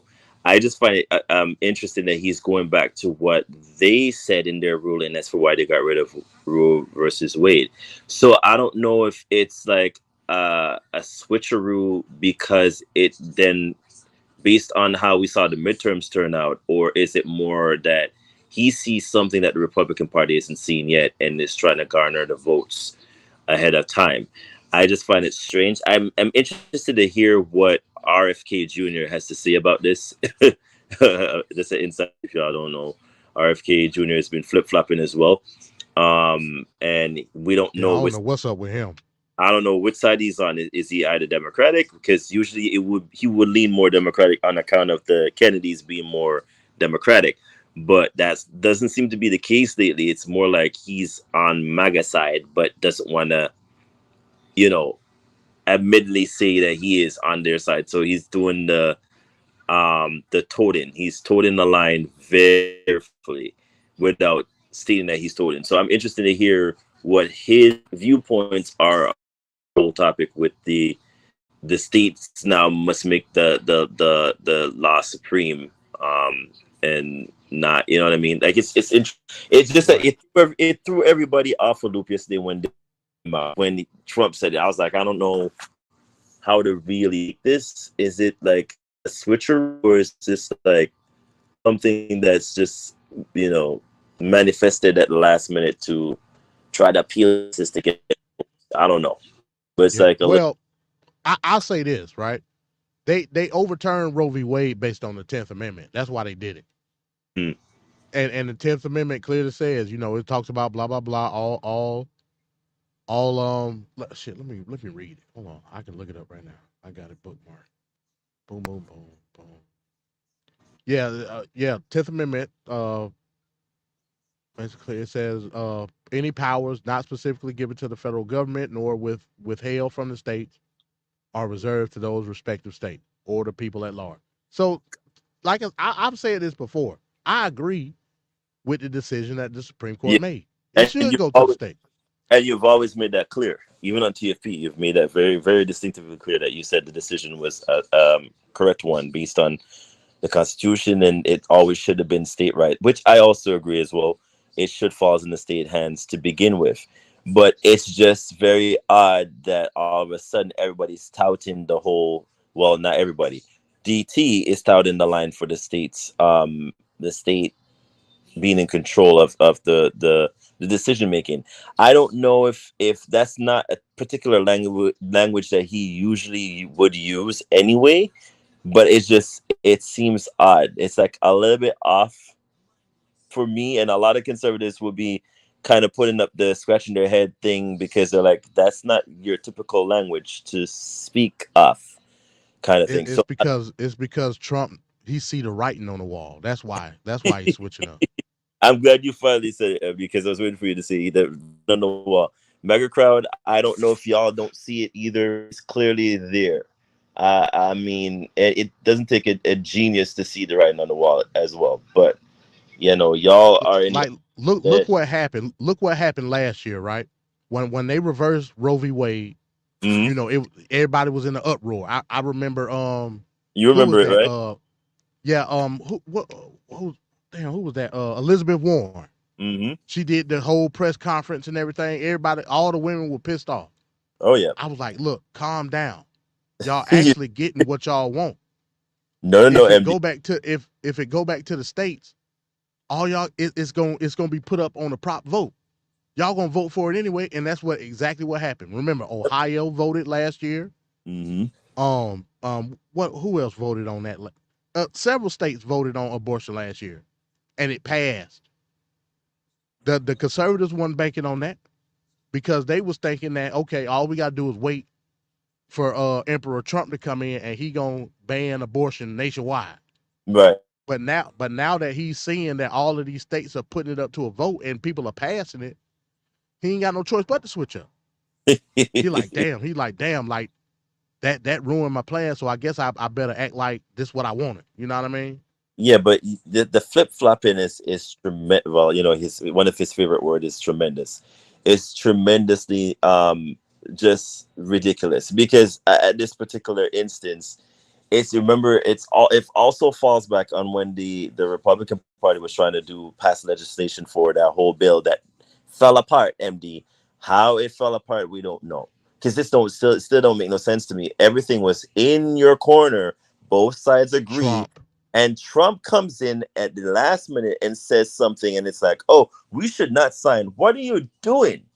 What are we doing? And then your same class of people are now trying to oust Johnson, who really and truly, really, if you want to really go there, say he's probably one of the hardcore, most conservative person they put in as he's top 10 MAGA in Congress. Mike Johnson is top 10 MAGA. And that's not good enough for y'all? Like, what is this? Like, I'm so baffled by the internal fighting and I'm not used to this kind of thing from the Republican Party. Maybe it's just me because I'm used to seeing them go, all right, I hate you, you hate me, but we're gonna put on a unified front and say, all right, we're gonna move forward. The Democrats have a harder time doing that, but the Republicans always at some point in time say, all right, enough of the bull crap. We have an agenda. Let's just pass whatever we need to pass. Not this time. This was strange to see them have a legislation in about to pass, and they decide not to pass it because on account of DT saying it shouldn't pass. Just think about it, Ricardo. Think about all the Republican speakers that we done had in recent memory, right? People like John Boehner. Yep, crybaby. Paul Ryan. Not so bad. Newt Gingrich. Remember Newt? It was a very outspoken person. They ain't play that shit. No, they didn't. You know what I'm saying? They ain't play that shit at all. And John Boehner was ruthless when it came to Obama. Ruthless. Much as he's a crybaby, because that man cried. He cried for every goddamn nonsense. He cried for everything. He irritated my soul with the crying. But he was very ruthless indeed, because he was able to get stuff done, and he didn't put up with the nonsense. Like, this class would not have been able to get away with the crap I see them getting away with now. on account of, oh, well, we're not happy with so and so, or I don't like this person. Boehner would have been like, shut up, go sit down, blow off the steam, and let's get this damn thing done. That's how I Yeah. remember. He was that type of person. As much as he was a crybaby, I could say that one thing about that man. He was like, I'm gonna get the shit done, and he got it done. This class, though, I don't know, they're like reminiscent of the Tea Party group when they came in. It was like, oh, we want this, we're gonna go in, we're gonna do this, and it's like, I get it. You guys have this whole thing where you have it planned out in your head. This is how things supposed to be done. But I could have swore they pulled them to the side and was like, yo, we get you're the new class and all that, but there's a way that we get things done here. And you don't get in the way of that. I don't see where the people like that would have been the Pelosi's on the Democratic side. Who are these people that are supposed to be putting these people in check, the new class on the Republican side? I don't see that. That's how I know they all either quitting or retiring. And that's the other issue. What's gonna happen now with all these people retiring or knowing the writings on the wall? So they're like, hey, shit, I'm just gonna bow out gracefully. What happens now? Their seats gonna flip. That's what's gonna happen. Their seats gonna flip. So it's gonna majorly flip blue, because then at this point they should, and that's what I'm saying, strategic wise, where the political pundits that would have been like, hey, all right, you see the writing on the wall, but there's a way we could still get, we still could retain the seats and what. I don't see that. I don't know what's going on, MD, but I don't see where the strategy in play here for the election is. The writing is clearly on the wall for real. Like this is scary times for me. Like I'm so used to, I thought I know how it's gonna go kind of thing, but it's a merry-go-round of I don't have a clue what is going on, and therefore I can't even call it. You can't even call it either, MD. This is unprecedented politically. Like I said, bro. Even if Trump gets elected in November, even if that happened, right? I'm not seeing what's the use gonna be, because the way it's looking right now, I can wholeheartedly believe that we may very well see a majority in both Senate and Congress, majority Democrat Congress. Like that's just what it is. Yep. In the House and in the Senate.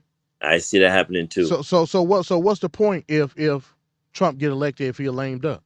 So he's gonna be and that's gonna be the fault of all you MAGA maniacs that's putting all your chips on the table when it comes to Trump and not in the Congress. That's y'all fault. And not Congress don't know what the hell they doing right now. They don't know. And mind you, they're not even living up to their slogan of making America great. It's that they're not even putting this country first. It's all political agendas for the sake of what they think is what's for them. If you were really putting this country first, you would have been able to get legislations and bills passed and done. We ain't seeing that. And we the people, because that's the most important line up in the Constitution, we elected y'all for a reason. Y'all are not supposed to be dilly-dallying and doing a whole bunch of nonsense that don't even make sense. You're supposed to get things done. We can't go through a standstill again. This is not what we elected y'all to do. So I implore y'all that are in the MTGs and the rest of y'all that are in there just doing a whole bunch of doing the most, get back to your jobs, please, because this is not the time for it. We need bills passed. I could just imagine what's his face that's in Ukraine and all of them that are like sitting there anxiously looking like, okay, so is the money coming? Is the money coming? Ain't coming this week? When's the money coming? How are we gonna fight off Russia? How are we gonna that's where we're at. Like it's crazy. Putin, he laughing. We know he is. Yeah, he laughed. But check this out. This what make this article so stupid, right? I'm gonna jump down to ain't even no sense in me reading. I'm gonna jump down to the last part. It says Trump was asked by reporters on the same trip now whether he believes medical professionals that perform abortions should be punished. Then he said, I'll let that be to the states. You know, everything we're doing now is states and states' rights. Trump replied. So you contradict yourself for yet a third time just now. You don't think what Arizona did was right, but yet you think the state should decide what they want to do. Then when Arizona say if a doctor perform an abortion, he gonna get locked up.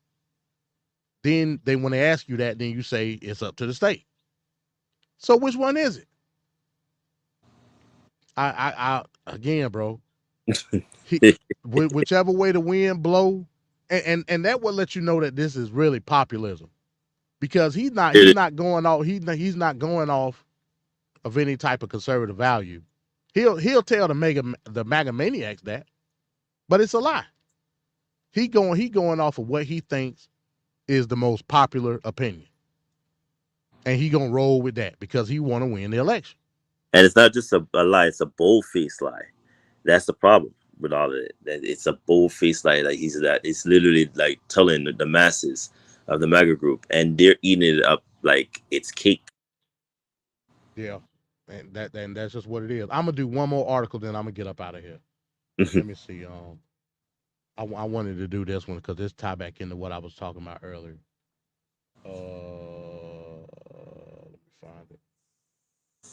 Let me find it. So, yeah, and not to mention Florida, DeSantis did the 6-week ban. Oh yeah. And that's gonna get voted on in November. And again, Florida. Remember now, Florida was one of the last southern states that still had abortion.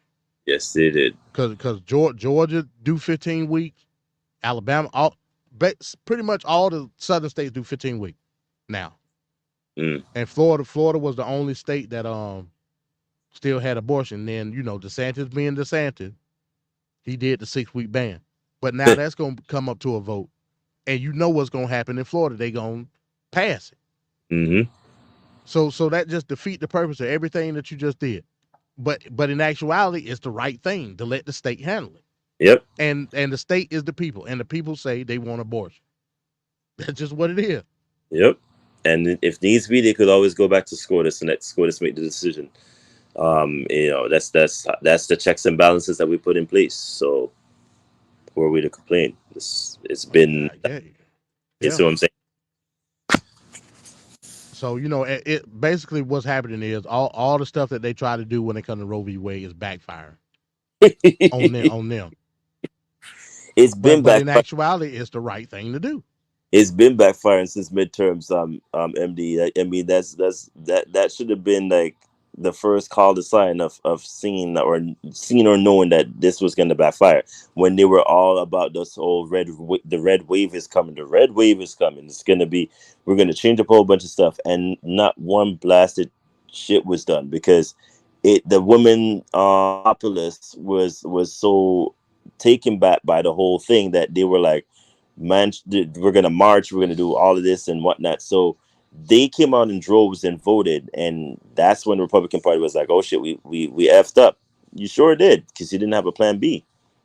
So the right was all the wall. But like you said, it should have been that way to begin with, that the states make the last decision, not the opposite way around. So I mean, it's the checks and balances, but then how did the Republican Party not see this panning out? I don't know. I'm gonna say this, and I'm gonna go to the next article. I remember when this happened. We did TFP, I think, the day after, when they had the first Republican debate. One of the questions that was asked was talking about a national abortion ban. Everybody up there said they want to do national abortion ban, except for one person. Now I'm about to make the MAGA maniacs mad. One person said it should be up to the state. Wasn't nobody saying that until this person said it. That person was Nikki Haley. The progressive. Nikki Haley said it should be brought to the people and let them decide. That's what she said. She did. When nobody said, Vivek said national ban. Even Chris Christie said national ban. Which was you broke up, Ricardo. What'd you say? No, I said, which is surprising, because we thought Christie would have held his position, but he said a national. It was strange, because now I remember I wasn't even for Nikki Haley at that point, and then I remember you were saying, hey, Nikki Haley has got this because of her viewpoints does fall in line. And it's funny, here it is now, the 20% voters that would still vote for her, ones that are holding out. So man, I'm just mad she never got that chance, because she really would have done some damage. She really could have, but She should have called up the political prophet. See, if I would have been running her campaign, she would have got that. But she was trying so hard to be that ultra conservative, but you can't do that because again, conservatism is dead. Yeah, she had to let it go and just speak her truth. It was almost like she was trying to toe the line. That's what messed Nikki Haley up. Yes, it did. Can't toe the line. Not against Trump. You can't. You can't do it. But I'm gonna read this last article, and then I'm done. This from Axios. It says, Turner, Russian propaganda. This going back to the book that I referenced in the beginning. Russian propaganda being uttered on the House floor. It says House Intelligence Committee. Hell, I'll just play the video. Pop it. Let's turn to Ukraine, an issue that's important to you and your fellow Republican chairman, Michael McCaul, who runs. Hold on. The Foreign Affairs Committee. Congressman McCaul made a comment this week about what he says sounds like Russian propaganda from some conservative media, and why it's so difficult to explain to Republican voters why supporting Ukraine is important. He told Julia Yaffe, quote, "I think Russian propaganda has made its way into the United States, unfortunately, and it's infected a good chunk of my party's base." He singled out primetime shows on conservative channels. Do you agree with him? And how big is this problem? Oh, it is absolutely true. We see directly coming from Russia attempts to mask communications that are anti-Ukraine and pro-Russia messages, some of which we even hear being uttered on the House floor. I mean, there are members of Congress today who still incorrectly say that this conflict between Russia and Ukraine is over NATO, which of course it is not. Vladimir Putin having made it very clear, both publicly and to his own population, that his view is that this is a conflict of a much broader claim of Russia to Eastern Europe, and including claiming all of Ukraine territory as Russia's. Now, to the extent that this propaganda takes hold, it makes it more difficult for us to really see this as an authoritarian versus democracy battle, which is what it is. President Xi of China, Vladimir Putin himself have identified it as such. We need to stand up for democracy. We need to make certain that we know that authoritarian regimes never stop when they start an aggression. Ukraine needs our help and assistance now, and this is a very critical time for the U.S. Congress to step up and provide that aid. Okay, so that was Representative Mike Turner. That wasn't no Democrat speaking. that was a Republican congressman saying that, look, in my party right now is Russian propaganda. That's what's going on, like point blank, period. That's what he said. Not a Republican. I mean, not a Democrat. Yeah. Not a Republican said that. So again, if he can identify and call bullshit on it, what does that tell you? So again, what is the connection? This going all the way back to 2016. What is the connection when it comes to Trump and Putin? Like you got to really ask yourself that question now. Is Putin really pulling the string when it comes to MAGA? At this point, it's a very high possibility. Very high. It is what it is. Like why they so adamant at not giving funding to Ukraine. They tell you and me it's because of taxpayer money. That again, I've said time and time again. Ask yourself a question. Why does the defense budget literally go up every single year and your taxes don't? Why is that? You asking a deep state question, MD. Deep state, exactly. Deep state. These people are making money off of what's going on in Ukraine. Here's the problem. When it comes to the connection between Trump and Putin, another door opens, so to speak, as far as where the money is being funneled. Mm-hmm. That's why I said it's a battle initially between conservatism and populism. That's what it is. It not necessarily a policy battle, but a battle of funds, basically. Putin is offering me. It's almost like you're a free agent, like in the NBA or something. You know what I'm saying? Well, this team offering me this amount of money. What you got? You know what I'm saying? Mm-hmm. Trump has been setting up something. Like I said, 10-4 hat.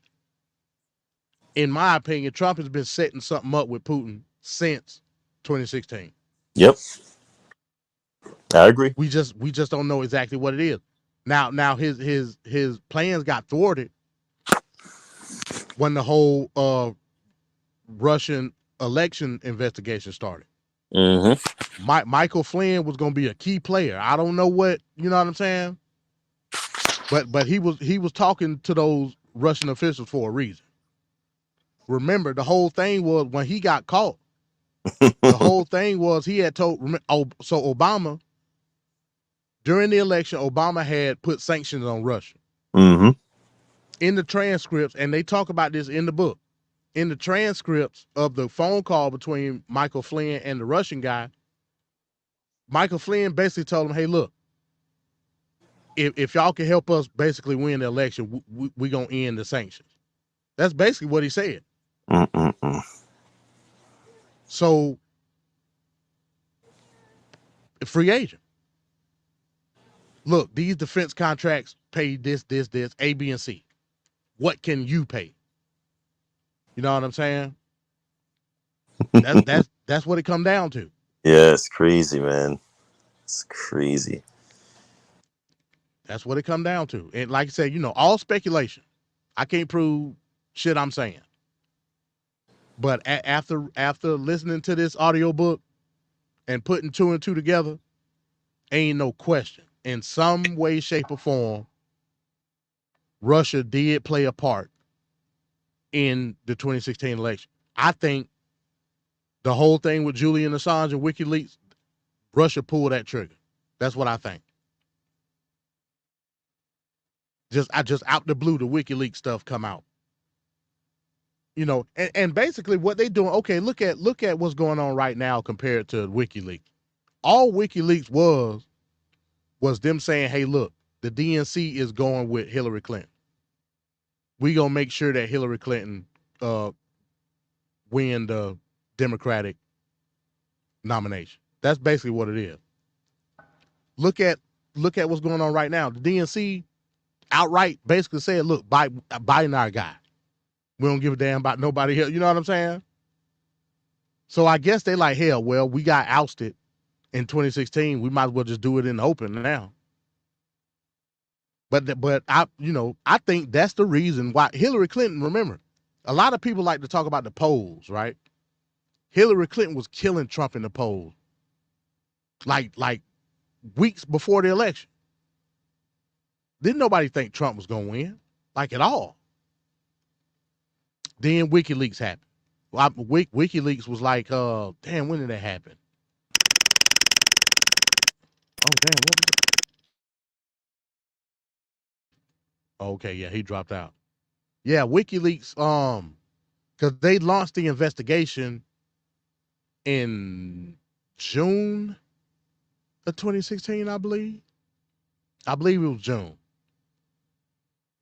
So WikiLeaks had to happen like earlier on in the year. But like it was like out the blue, just out of nowhere. You know what I'm saying? WikiLeaks happened. And they found out the stuff about the DNC to the point where Debbie Wasserman Schultz, who was the head of the DNC at the time, had to quit.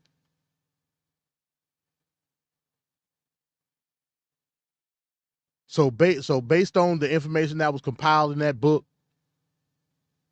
I believe, no question, Russia had something to do with the election.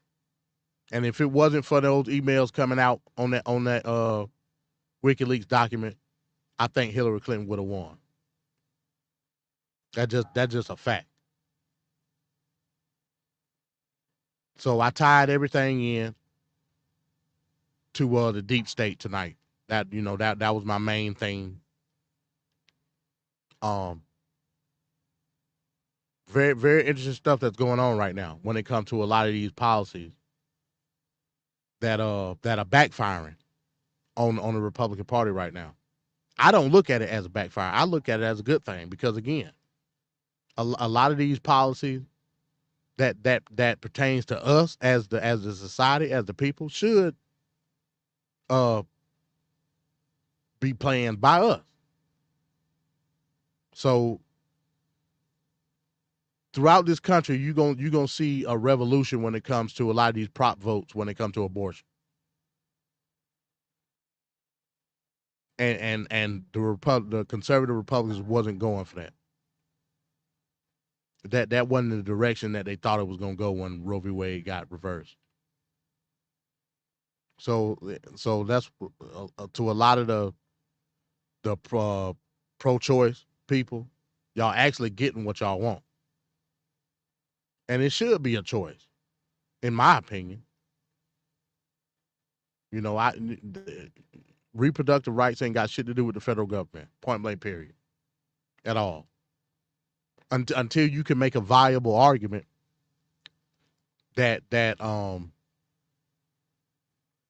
this life that's being gestated in this other person is considered an actual person. And it be consistent throughout law. It's an argument to be made there. You just ain't made it. But in any event, I appreciate y'all coming through, man. I held on as best I could. I think I actually did a pretty good job. Thank you for everybody that came through tonight, Tequila Trail. Shout out to Ricardo for jumping up on the panel. Shout out to everybody that's going to watch this later on, man. Leave your comments on what y'all think about a lot of these articles that I brought up tonight. Thought Box Book of the Month, The Deep State, James Stewart. Again, I mean, tremendous book. Tremendous book. If you want to understand the ideology in which this rhetoric is being spewed, listen to this book. That's all you got to do. It's a very linear book. It takes you through the timeline. It's very linear. It's easy to understand. It followed James Comer throughout his career as FBI director. Because according to the Magamaniacs, that's the deep state. Or that's one of the wings of it, at least.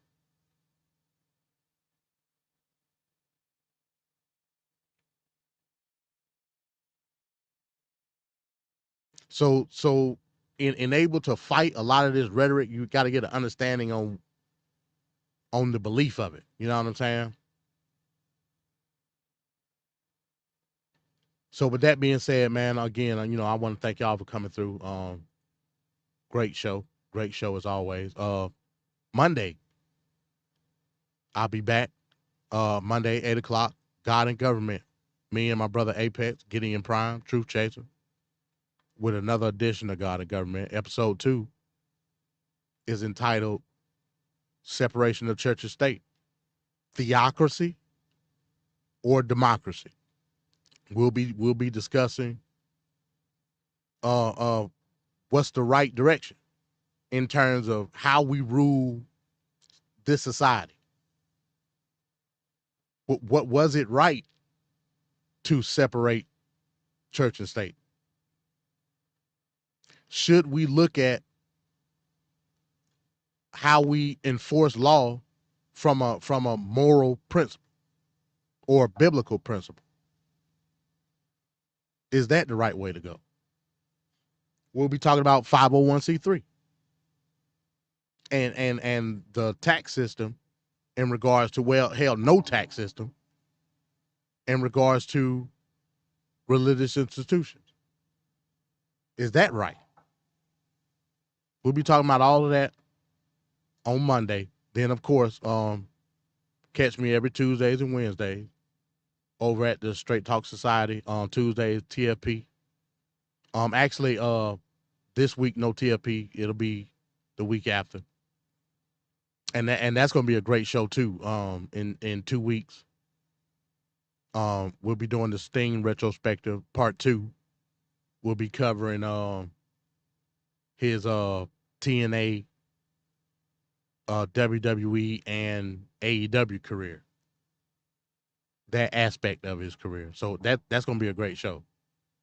But definitely this coming up Tuesday, 6:30. TFP, Take Fist Politics, over there at Straight Talk Society. With Van Cat, as always, setting up an excellent show. So with that being said, yeah, man, peace to everybody. I'll be back next Thursday with another edition of MD Talk Box Live. We'll be getting into some more stuff. I had a lot of other articles, but I mean, like I said, bro, I ain't into it tonight. I just ain't. Like, I got to get, man, I'm going to be sleeping all weekend. I can't wait to get home tomorrow. Like, I'm out, bro. I'm taking as much drugs as I can, and I'm going to sleep. Because I do not like feeling like this, especially when I be driving and I be working. It don't feel good, like, at all. But, hey, you got to get that bread. Got to get the bread.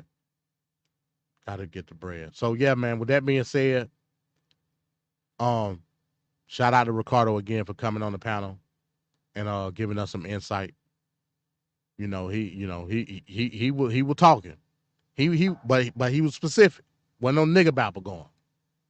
So use that as a template when you want to come up here and have a discussion with me. You know what I'm saying? Ricardo, what do you say? And be sure to ask MD if religion has a right to police everybody. Hey, be in the building Monday, 8:30.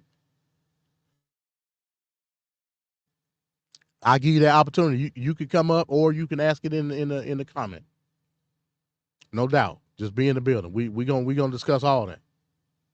Well, does that pertain to what I'm talking?